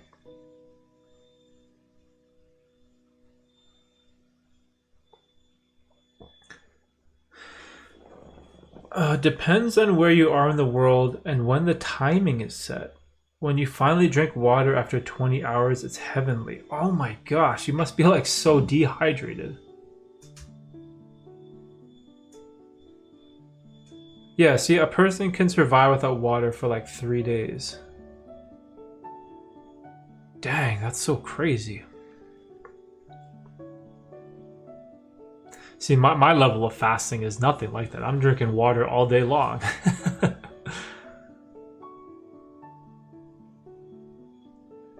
At night when the sun sets. Oh, okay, so there's like a specific time when you can like rehydrate and stuff. Huh.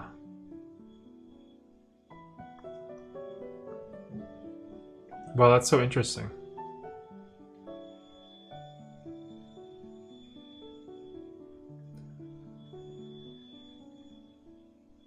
Working out. Oh man, how would you work out? Because if you're doing a fast, then you probably need to reduce the amount of physical activity and exposure to extreme heat, right? Like you can't be going out into the desert or anything, right? Like what if it's like super hot out? You can't be like doing things. Like how does it work?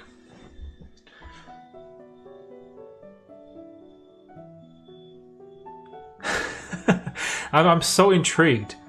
Like what if you live in a place like Nevada or like Las Vegas, right? Where it's like so hot outside and I don't know, you have to like go somewhere. Like wouldn't that be dangerous? Like how does that work? Or do you just reduce the amount of physical activity you do while you fast? And then you kind of just stay home more? Does that make sense? I don't know. I'm kind of lost in this conversation.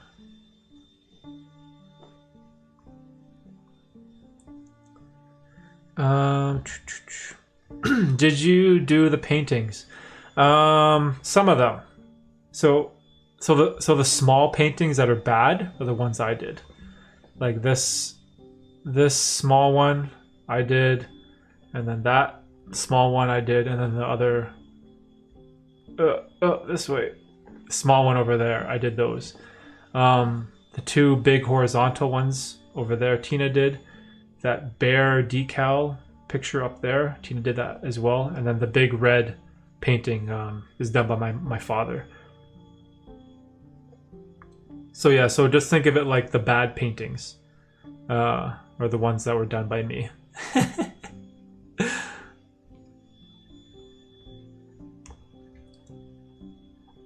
Also, I see those chips. These chips.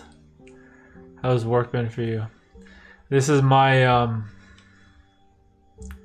like, if I ever have an addiction, this is like an addiction that it just stuck with me from my poker days. I can't, if I don't have like a stack of chips around me while I'm on my computer, it gives me anxiety. It's weird. It's just this is annoying because these things are so loud.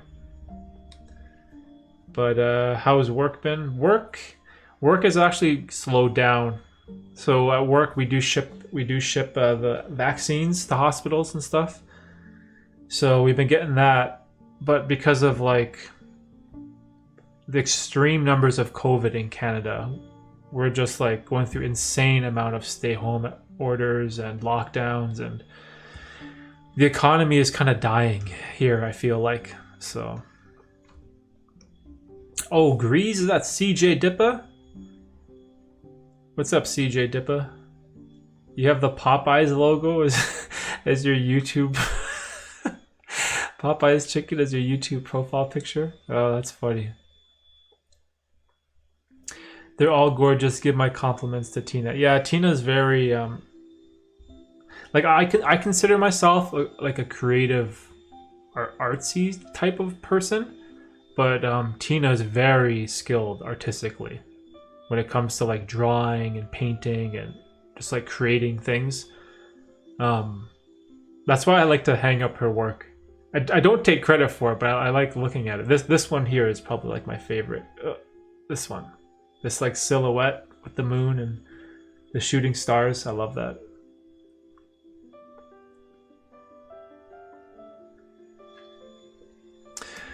Question: why do you think the 9-to-5 job gets such a bad reputation?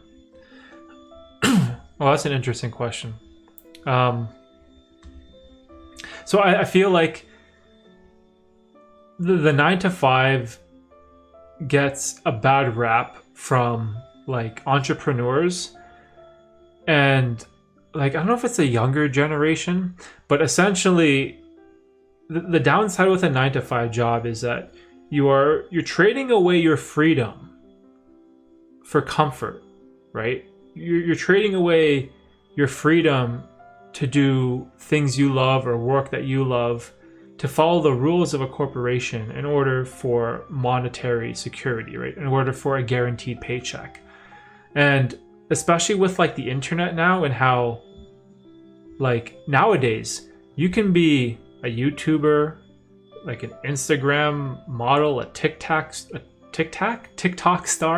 a YouTube streamer. You can be a blogger, create a website, a dropshipping business, an Amazon FBA. Like, there's so many things you can do with the internet that, like, I feel like the younger generation views the 9-to-5 as like this old archaic way of making a living, and that's part of the reason why I feel like it gets a bad rap. But as a whole, the basic idea is that you are trading away your freedom for security, right? That is, in my opinion, what is the worst thing about the 9-to-5, right? That's the worst part, is if you have a boss that can tell you when to come into work, that can tell you when to go home, that can tell you when to take your vacation days, then you're never truly free, right? Like, it doesn't matter how much money you make. If you're a doctor or if you're some big time lawyer, if you have a boss or someone that can tell you when you have to come in, or what you have to wear, or what you have to do, or when you can go home, like, that's when you lose your freedom, right? And coming from my point of view as more like entrepreneurial based, that's why I kind of feel like the 9-to-5 gets a bad rap. Which I don't agree with all those things. Like, there is some good and bad there, but it's definitely way more nuanced of a subject, right?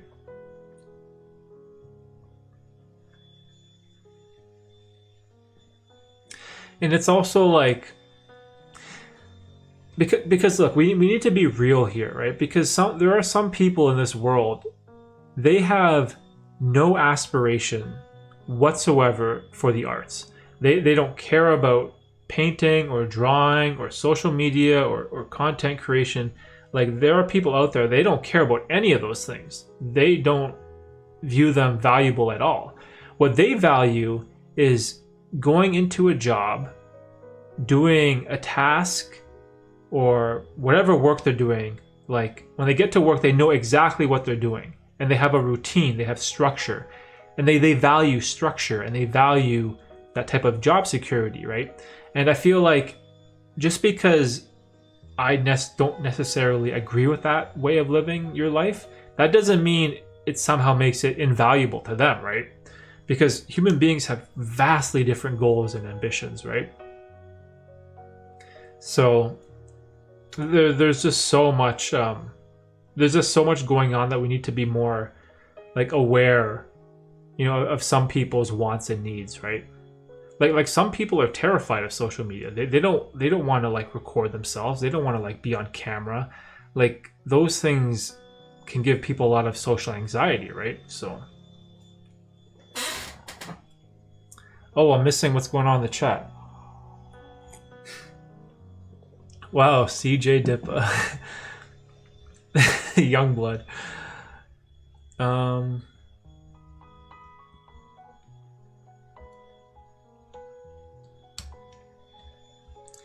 People could also not like the 9 to 5 because they feel undervalued at their companies. Conflicts with their upper management, various things creating unwanted constraints. Yeah, that's another thing that that unfortunately happens in the 9 to 5. And a lot of the undervalued part is, especially if you work in a job that has anything to do with computers, right? Typing, whatever, sending emails, anything with computers. If you work with people that are in like their 50s or so many people from that generation, they're not savvy with technology at all, like at all. Like, I've worked with people that didn't know how to properly use the recycling bin, or what the recycling bin does, or like how to navigate my computer or C drive. You know what I mean? Like, there are these people that you'll meet in the older generation, and this isn't any fault of their own. It's because they grew up without technology. They didn't grow up with computers, right? So of course the younger generation is going to be so much more comfortable and savvy with technology, right? But at the same time, when it comes to productivity at your job, you could have someone, like a young kid, come in that could type like 100 words per minute, right? And they're going to get paid significantly less than the person that's been there 30 years, that has all the seniority, that can type maybe like 20 words per minute. But the way that 9 to 5 is structured is like, if you put in the time, right? If you put in the seniority, the hours and the years, then your pay goes up linearly, right? And when you start, you could be outperforming everyone by a clear mile, right? But you don't properly get compensated. So there is that drawback, which I ran into when I started working at a desk job, like at a computer job. There's people around me that like, they typed with like 2 fingers. They type like this, right? And we're at like a job where you're typing all day long, and I'm like, typing like this, like with 2, like how? What's the fastest word per minute can you have with just 2 finger typing, right? But then like these people are paid like in some situations double than the guy who starts that can type like way faster, right? Or can be way more productive.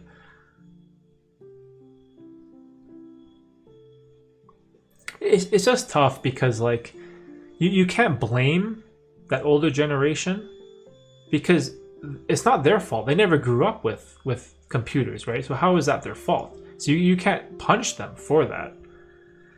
But at the same time, I think there is a huge lack in skill difference there, because at the same time, a lot of those older people that I've met, they kind of have this mentality where they're set in their ways and they don't like change. which is what I talked about before. Whereas some people that love the 9 to 5, they love having that structure and routine of just going to work and just doing the same thing day in and day out, and not having to adapt or not having to learn or struggle with new things, right? And unfortunately, technology is blowing that out of the water. Like, you need to be technologically savvy, when it comes to computers, because this is where the future is leading to, right? Everything is becoming digital and online and all this, even with like work from home, right? With COVID, work from home. You got to like connect remotely with your computer. So it's tough. It's tough. I see all aspects when it comes to the pros and cons of the 9 to 5. It's definitely a very tricky subject to tackle. Varying degrees of digital literacy based on age groups as technology continues to leap forward. Those without experience will fall further beyond faster. Behind, not beyond. Yeah, right? Because this is where the world is going, right? This is where the world is heading. It's, I don't know. It's hard. It's definitely hard. But I do think there is still lots of value in having like a regular day job too, right?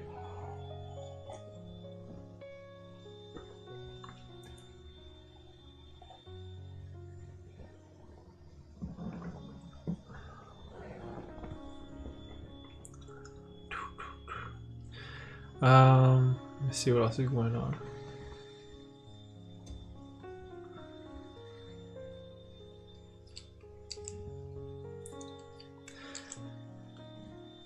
What? What is that?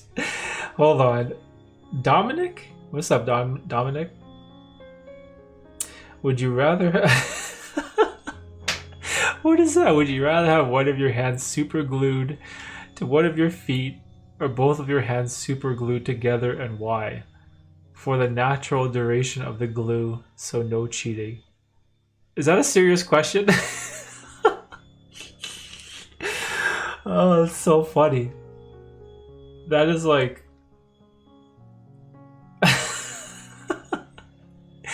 Would you rather have your hands super glued? I probably shouldn't respond, but I don't even know how to respond. How do you respond to that? That's funny, bro. Natural duration of the glue. So you say like this, or like that, hand to foot.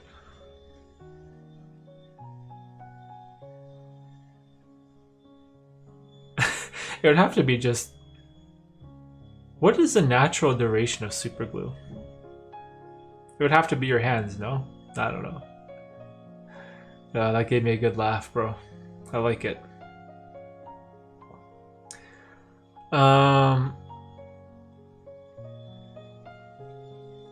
Like, does super glue wear off? Like, how long does it take to wear off? Because I'm pretty sure you could go like this, right? Okay, for like a decent amount of time. I'll take the hands. That's a funny question. I'll take the hands. Because how could you walk? You couldn't walk around, right, with your foot to your hand. The amount of resources to bridge that gap are limited, and there is an experience level required to be able to find those resources online, adding to the difficulty. Yeah, that's true. Because even like, say if like a young person who's technologically savvy tries to learn some form of technology, right? They're gonna learn a lot better and a lot easier and quicker than someone, like from the older generation, right? Even just that, like the learning curve alone, like you said, it expands the gap in terms of skill. It's hard because like at the end of the day, I feel like people need to be compensated based on the value that they provide to a company, right? And not just compensated based on the duration of your seniority. And unfortunately, that's a business model that a lot of companies have, right? Like, seniority is everything. If you have more seniority at a company, you get to take Christmas off. If you have more seniority at a company, you've gone through more reviews and more raises from your bosses, right? So you have a higher wage. And it's almost as if there's no room to compensate those based on their ability, right? Outside of being able to negotiate your salary, right? But even like for me, the company that I work at for my day job, you can't negotiate your salary at all. Like it doesn't matter how good you are or how much you outperform expectation. It doesn't matter. There is like a strict pay scale that increases at a linear rate, and there's not even an option to negotiate your financial compensation, right? So I guess if you have a job or a company where you can talk to your boss and like negotiate your salary, then that's a different situation, right? At least you can do something about it. But unfortunately, there are companies where they don't even have that option. So then there is a matter of access to a computer and the internet. Yeah. Like I have coworkers that when they go home, they don't even touch a computer. Like they don't have a computer, they don't have like a TV or a tablet or an iPhone. They have nothing. Like they got nothing. When they go home, they want to like, drink their beer, have their dinner, like garden in their backyard or whatever, right? Like those are things that they enjoy, right? Which is cool, right? Like it's awesome that you know what you like. But at the same time, there are people that they don't care at all about technology. Like they don't care in the slightest, right? If anything, they want to get away from it.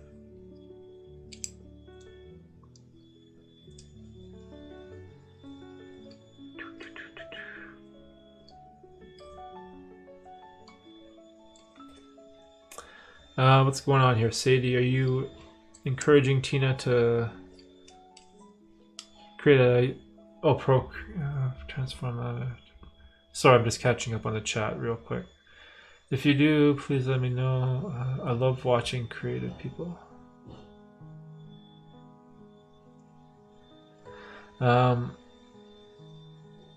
It's a serious question. You said AMA.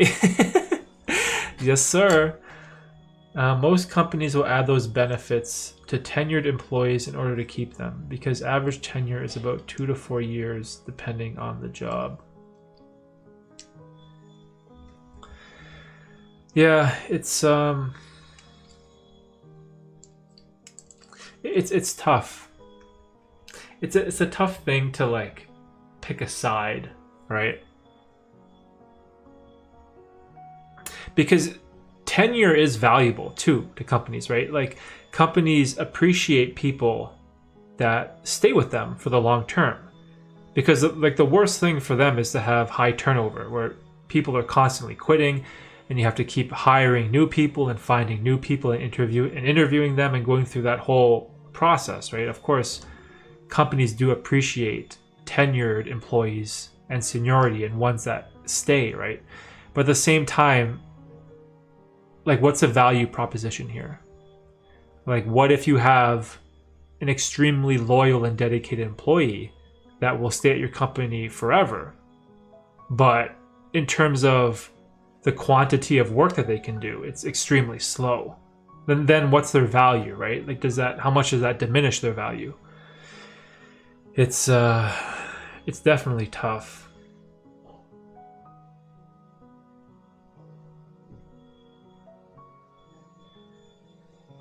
And even like there are some companies that like to outsource, a lot of work to like third world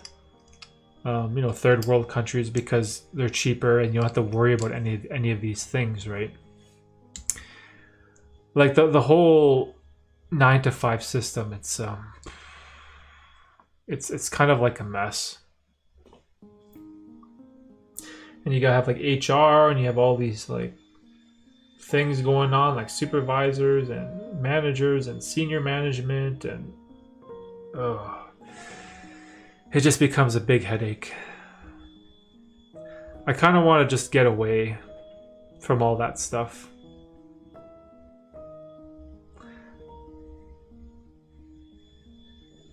They consider it part of the benefits package. The cost of recruitment and onboarding is very high. Yeah, see, like finding new people and interviewing them and doing background checks and references and like that takes a lot of time, right? And you got to pay someone to do all that type of stuff. Like you got to go through all the resumes and applicants for a specific job. Like who are you paying to do that? Like a hiring manager, right? And there's a manager's salary is generally pretty high, right? So you got to pay a lot of money for someone to go through that whole process.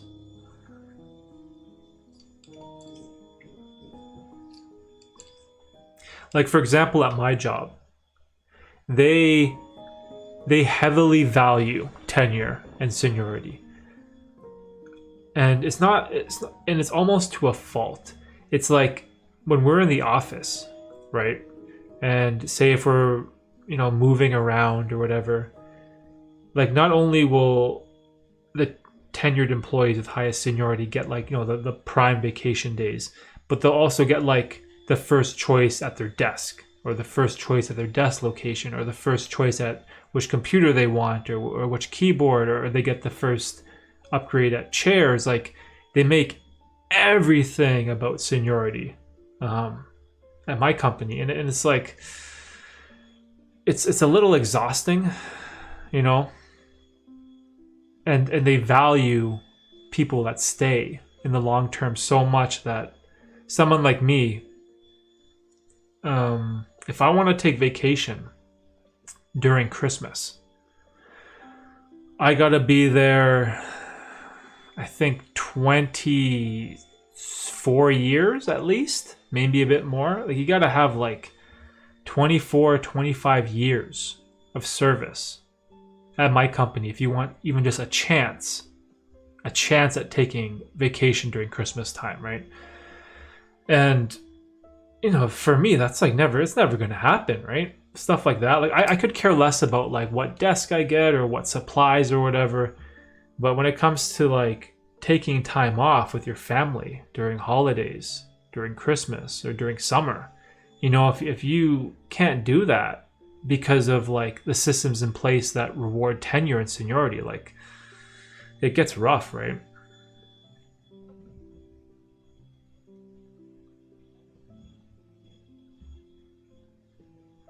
You have to consider the amount of interviews, applicants, and then time they spend away from day-to-day to conduct interviews. Then you have to add in onboard and training costs. Some jobs. Yeah, see that too. And even like when you hire someone, there's still the learning curve of being proficient at the job too, right? That can take like anywhere, like you said, from 30 days to 6 months.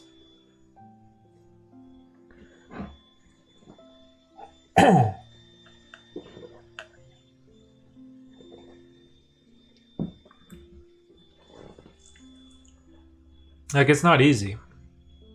It's definitely not easy.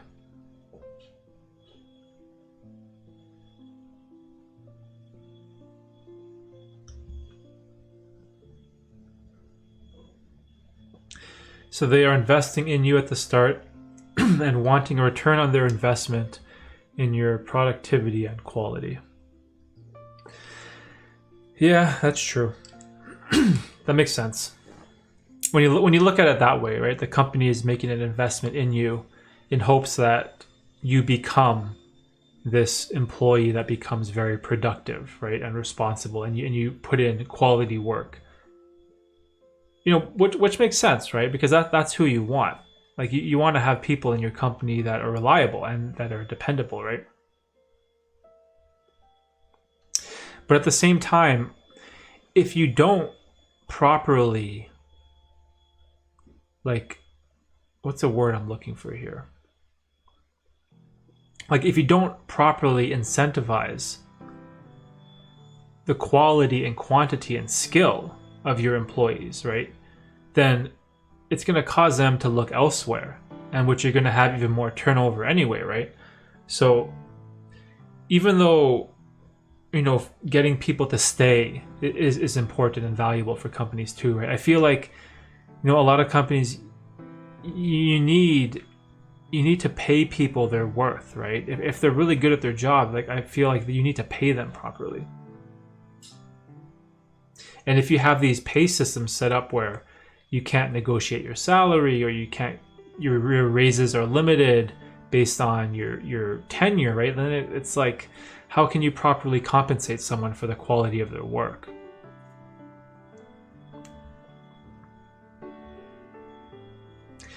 Just as you are investing yourself in the company and wanting a return on that investment.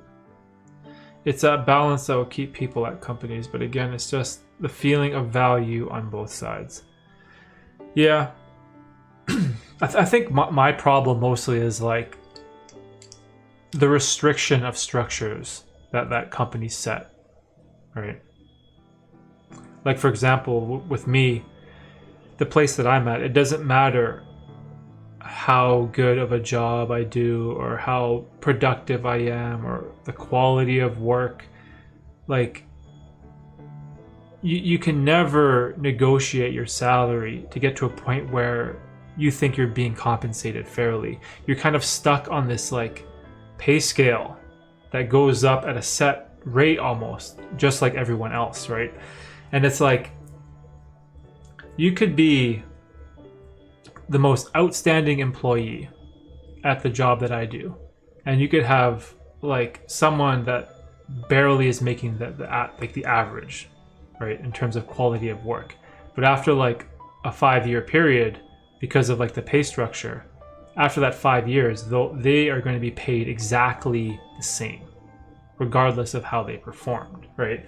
And that's like the problem that I have, that I'm facing with the 9 to 5, and kind of why I want to get away from it, right? I feel like my time is much more valuable than that, right? So as I've reduced my hours, at my day job, and increased the hours that I put into like this YouTube stuff, hopefully it'll lead to better things in the future.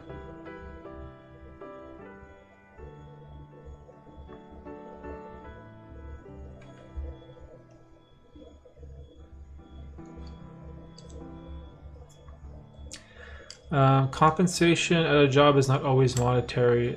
It is also the quality of relationship you have with your coworkers. If they make your job enjoyable when the work is stressful, that's value. Yeah, that's huge too, right? Like, who are the people you work with, right? Like, if you're in an office, the people you sit beside, your neighbor, it's important. You want to have good people around you too, right? My job is kind of weird because we don't work with anyone. Everyone works individually, right? So I don't have any coworkers that affect me. Like, when I'm working, it's just me. There's no one to tell me what to do, or there's no one with me. You know what I mean? So it's kind of like, it's kind of weird because most jobs, right, you interact with your coworkers. They affect you on a day-to-day basis. But for me, it's like they have zero impact on me, which is kind of strange, right? It's kind of strange, the job of a courier, because your coworkers are boxes, right? I spend all day with boxes. So it's strange, right? It's a strange relationship that's going on. The worst relationships I have are with boxes that are like over 100 pounds. That's what causes me the most grief at my job. I think that's part of the reason why I switched from working in an office to taking a more like labor focused job, because I have a really good skill set with computers, right? Even though I didn't finish my degree, but I was studying computer engineering. I'm very proficient with computers and electronics and technology, right? But for whatever reason, that environment, I just couldn't do it. And I had to like almost people say downgrade, right? Because I'm like downgrading myself to like a labor job that requires physical work. Whereas most people start off with a labor job and they try to like get out of that, and they kind of want to get out of the blue collar and, you know, move towards a white collar job, right? Which is, I did the exact opposite, which is kind of weird.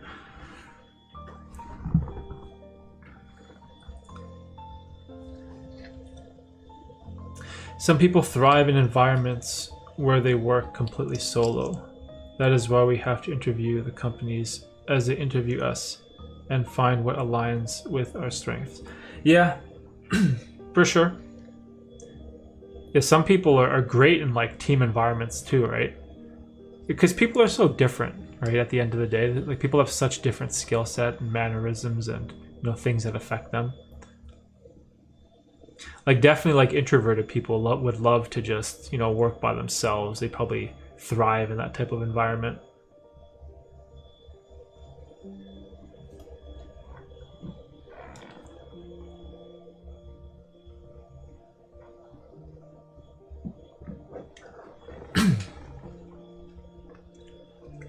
Like I'm still thankful for like the job I have and the company that I work for. You know, it's like given me a lot to get to this point in my life, right?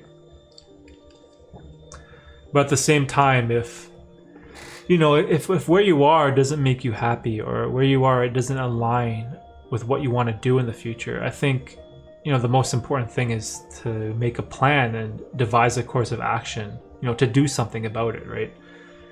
The biggest problem I have when I go to work is like talking to people that hate their job and they hate being there, and they just hate what they're doing. And then I kind of ask them, you know, like, well, what are you doing about that? Are you doing anything about it? And more often than not, the answer to that question is no, right? They just complain and complain and complain, but then at the end of the day, nothing ever gets done. They don't try to change anything, right? And I don't want to fall victim to that mindset where I just settle for something that brings me sadness and I just complain about it all the time, right? I want to take action and do something, right? I want to do something about it. I want to find better. I want to do better. And for me, you know, I'm still trying to figure all of that out, right?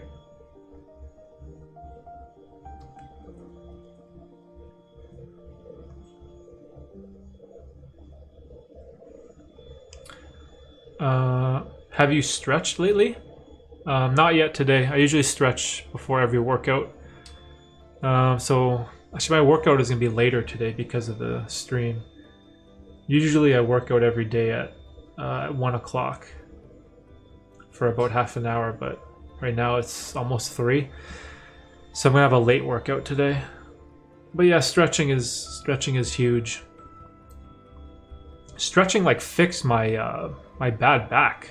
Not really stretching. I don't really call it stretching, but just like hanging from like a pull-up bar all the time. It fixed so many problems I had with my back and shoulders. Introverted Tinkerbell. What I think I am. That's kind of cool. Introverted Tinkerbell. Tinkerbell, like from what do you call it? Peter Pan? Is that the reference?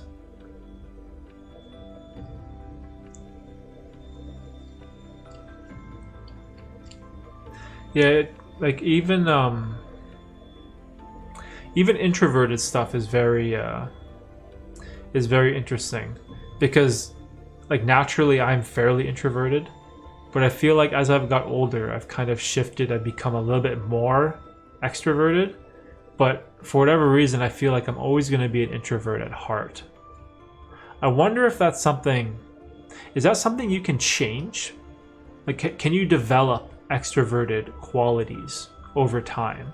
Or is that just like a thing, a human characteristic you're just kind of born with? Like, I wonder what the true definition in science has to say about that type of stuff. LOL, yes.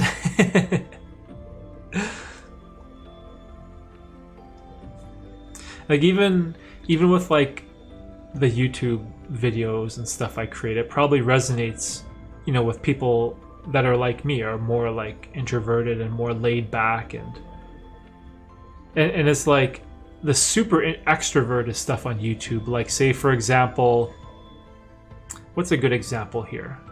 Like Jake and Logan Paul. Like, that's probably as extroverted as you can get, right? And that type of stuff, it does nothing for me. I watch those guys and I'm like, okay. Like, I guess it's mildly entertaining, but I don't know. I have no idea.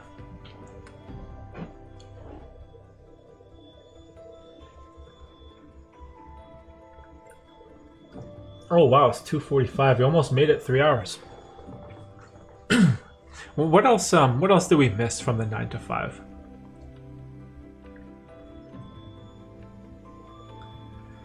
You can adopt some traits of extroverts and act as an ambivert. Oh, I've never heard of that before. Is that a term? Ambivert? Is that like an in-between? Like in the middle ground?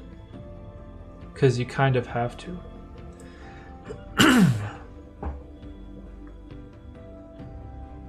Ambivert.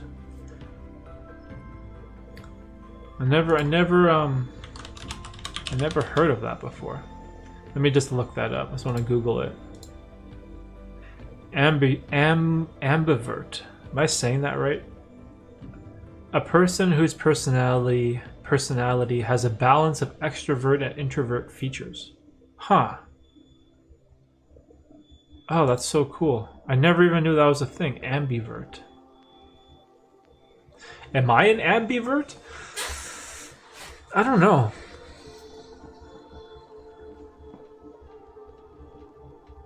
I feel like I lean more towards introversion, if I had to guess.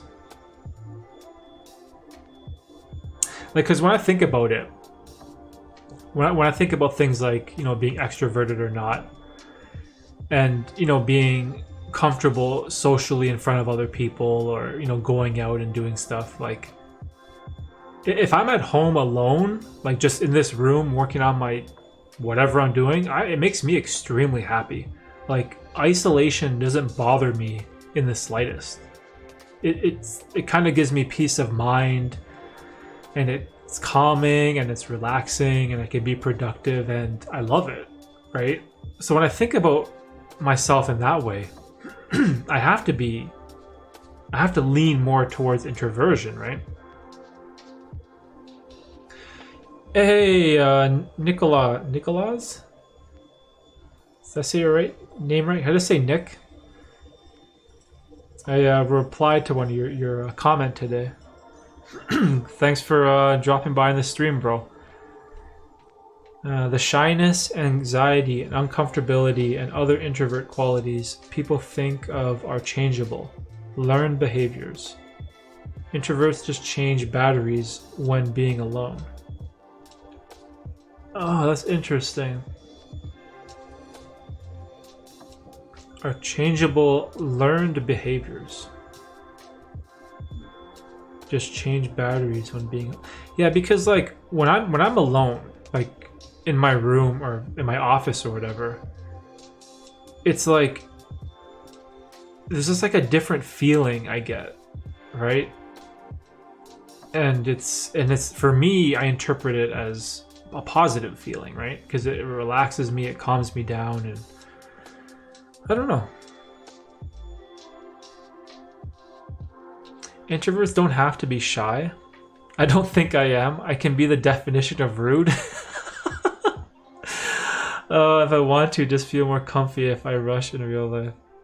Oh, if I shush in real life. In here, I'm very talkative, though. I just wish I could. No, your English is good. What's your native language, Forrest?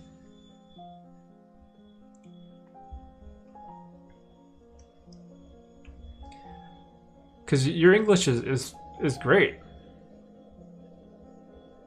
You know, I'm always so impressed by people that, you know, have English as a second language, right? Like, English is such a difficult language to learn, and people that are bilingual or trilingual, like, I have so much respect for that because I wish I could speak a second language. I literally can't speak anything outside of English, right?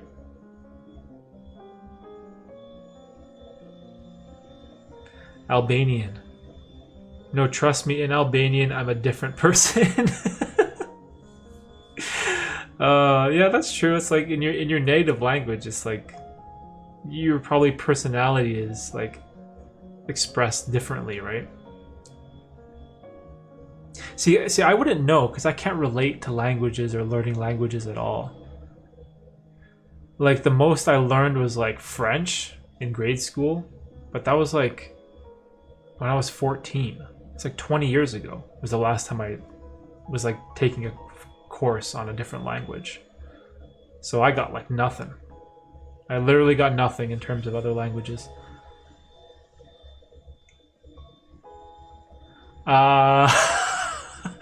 Next video, I tried to learn Icelandic for a month. Oh man.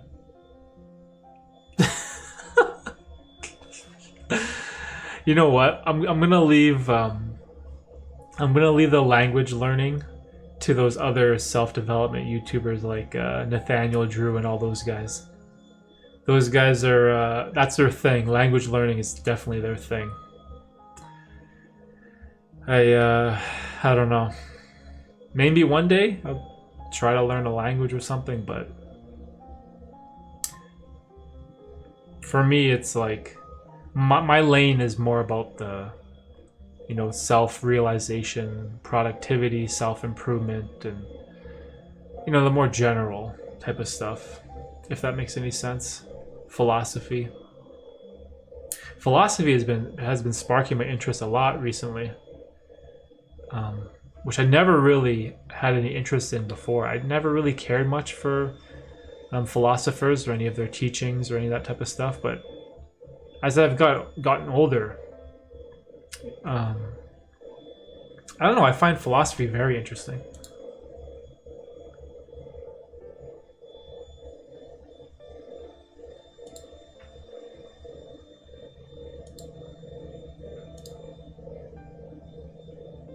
Rolling R's all day. Rolling R's. Oh, is it because of the like the dialect of your native tongue? Rolling R's. See, I'm the worst. I'm the worst when it comes to languages. I got like nothing insightful. I got no valuable opinions or anything I could add to the discussion of languages. I'm just like, man, I wish I could speak something. Like, that's my contribution to the conversation when it comes to languages. I got nothing.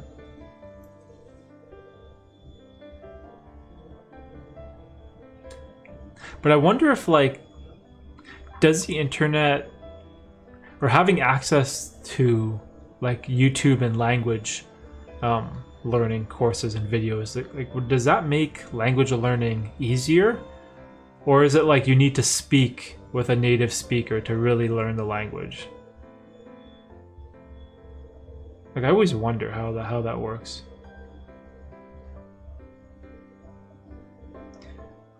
Actually, how many languages do you speak, Forrest?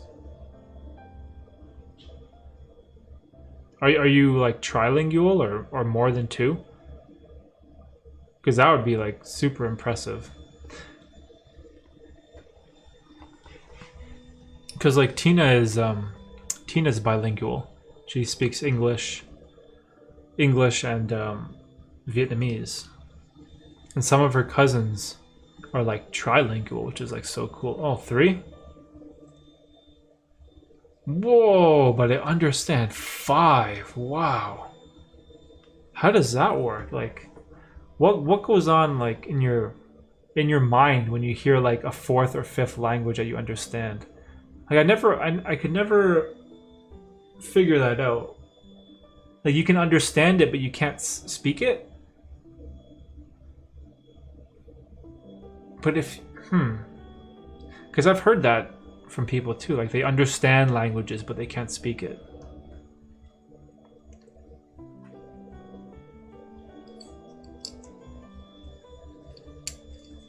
It's I don't know. Yeah, it's all good. I probably wouldn't be able to comprehend it anyway. But that's cool though. Like, that's awesome that you can do that.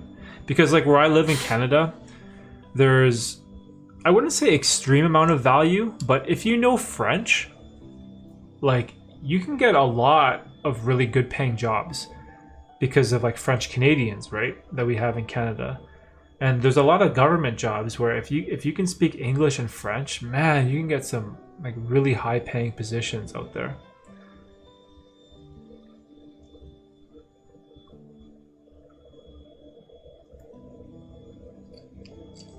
Hey, Nick.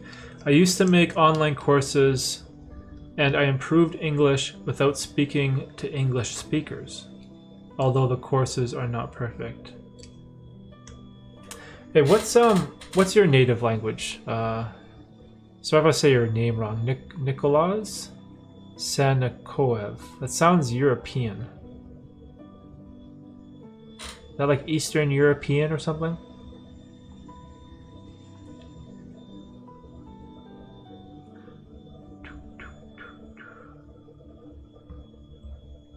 Yeah, I apologize in advance for the bad name pronunciation. It's definitely not my strongest attribute.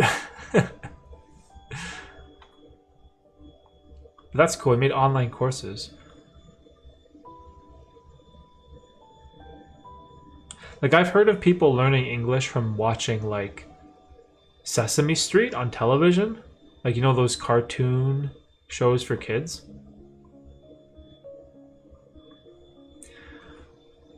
The thing is, need to learn Japanese and Icelandic. I just do, but my brain isn't made for those. I know I know very little Japanese words, which puts me to shame because I am part Japanese, half Japanese. But man, even when I went to Japan and our trip to Asia, couldn't speak anything, could understand nothing, like just literally nothing.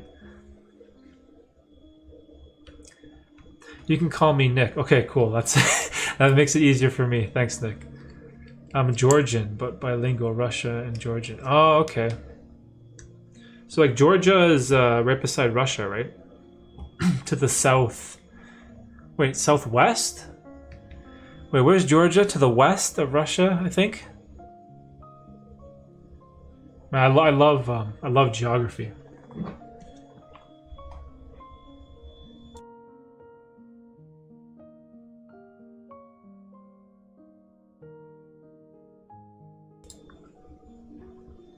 Well, I've heard that like learning Russian is extremely difficult. That if you aren't born in Russia and you aren't like a native Russian speaker, that it's like almost impossible to become fully fluent in. And there's also what do you call the Russian alphabet? It's like, is it like Cyrillic or something? It has like those small letters, like the small C's and the H's, and like Russian is very difficult to learn, right? Yes, to the southwest. Okay. Okay, so my world geography isn't that bad.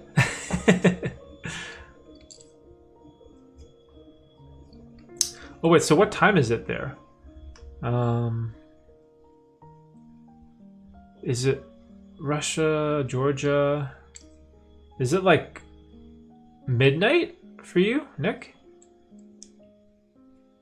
I'd imagine it's at least 8 or 9 hours time difference. I watch anime in Japanese since I can remember and still haven't learned one line. Oh, that's cool. So you watch anime no subtitles? I have to watch anime with subtitles. Yeah, is that how you say it? Cyrillic? Like I know there's a word for the Russian like alphabet, right? I always thought it's something with a C, right? It's 11 p.m. Okay, so that's 8 hours time zone difference? Okay. That's not bad.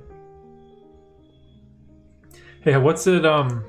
How's the COVID situation going over there, Nick? Is it bad?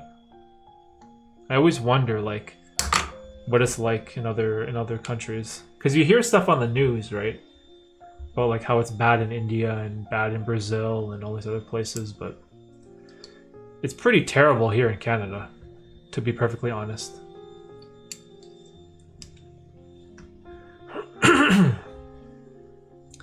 With subtitles, yeah, me too. You gotta have the subtitles, right? Oh, is that how you pronounce it? Oh man, Krillitz? How do you... Krillitz.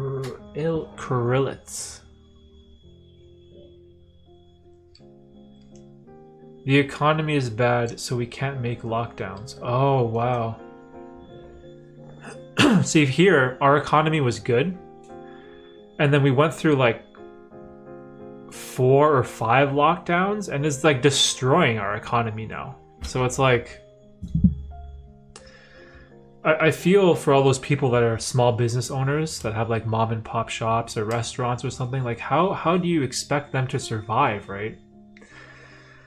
It's a little disheartening, right? CH like China. Oh, like Churlitz?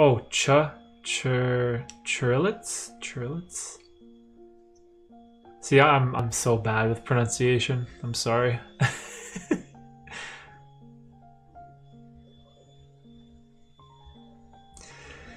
Yeah, the economy stuff. It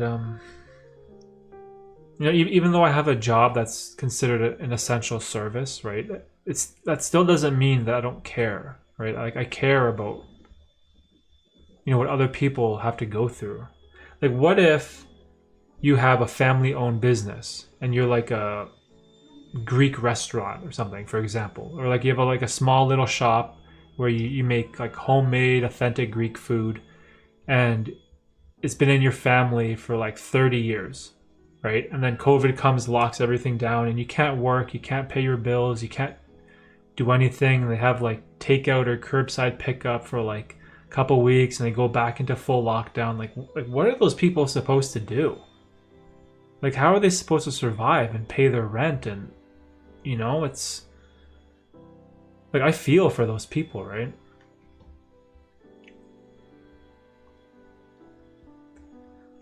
No, you learned a word, yay. Yeah, maybe that's gonna be the highlight of the stream. Me learning a word or two, or learning something. See, I think the other thing too about languages that kind of holds me back is like the time. Like, you need to invest a lot of time into learning the language, right? And I need to take it seriously. It's not like you can just, you know, like just half-ass it and just hope to learn it. Like, you got to really put your best effort in, right, to learn a language. It's not easy. And there's so many things that I want to do in this world, and there's so many things that I want to spend my time on, that I think the initial investment, I can't really justify it, because there's so many like creative endeavors that I want to pursue within content creation, and not just YouTube videos too, right? Like I like this whole platform of streaming or having a podcast and just doing all these like creative things is I don't know, it's really enjoyable for me. But maybe one day, but I doubt it. I doubt it. I think English might be the one and only language. So I better learn it. I better learn how to speak it properly, right?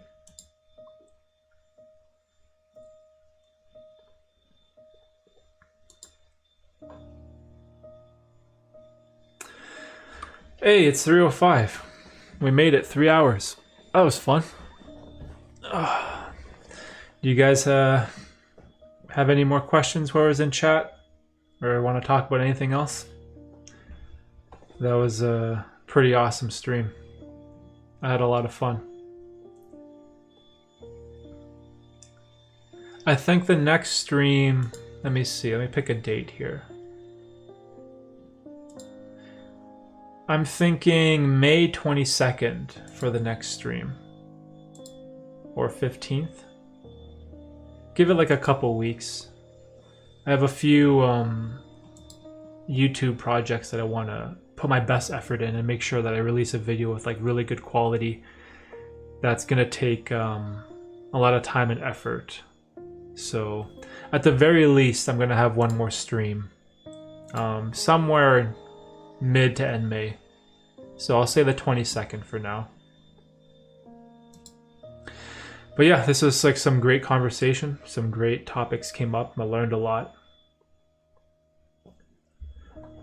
Just the languages are probably a no-go.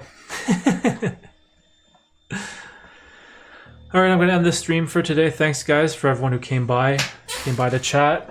Forrest, thanks as always for making it to all three. It's always great talking to you. I think let me see here. I think it can show you participants or whatever. We had 13 at one point. Okay, that's pretty good. But yeah, everyone that came by, Nick, Forrest, Ryan. Yeah, thanks for this. Yeah, you too, bro. Thanks thanks for dropping by the stream. And good luck on your fitness journey, Ryan. Just keep at it, bro. Just keep at it. And good night. All right, guys. See you, Ando. See you guys in the next one. Peace.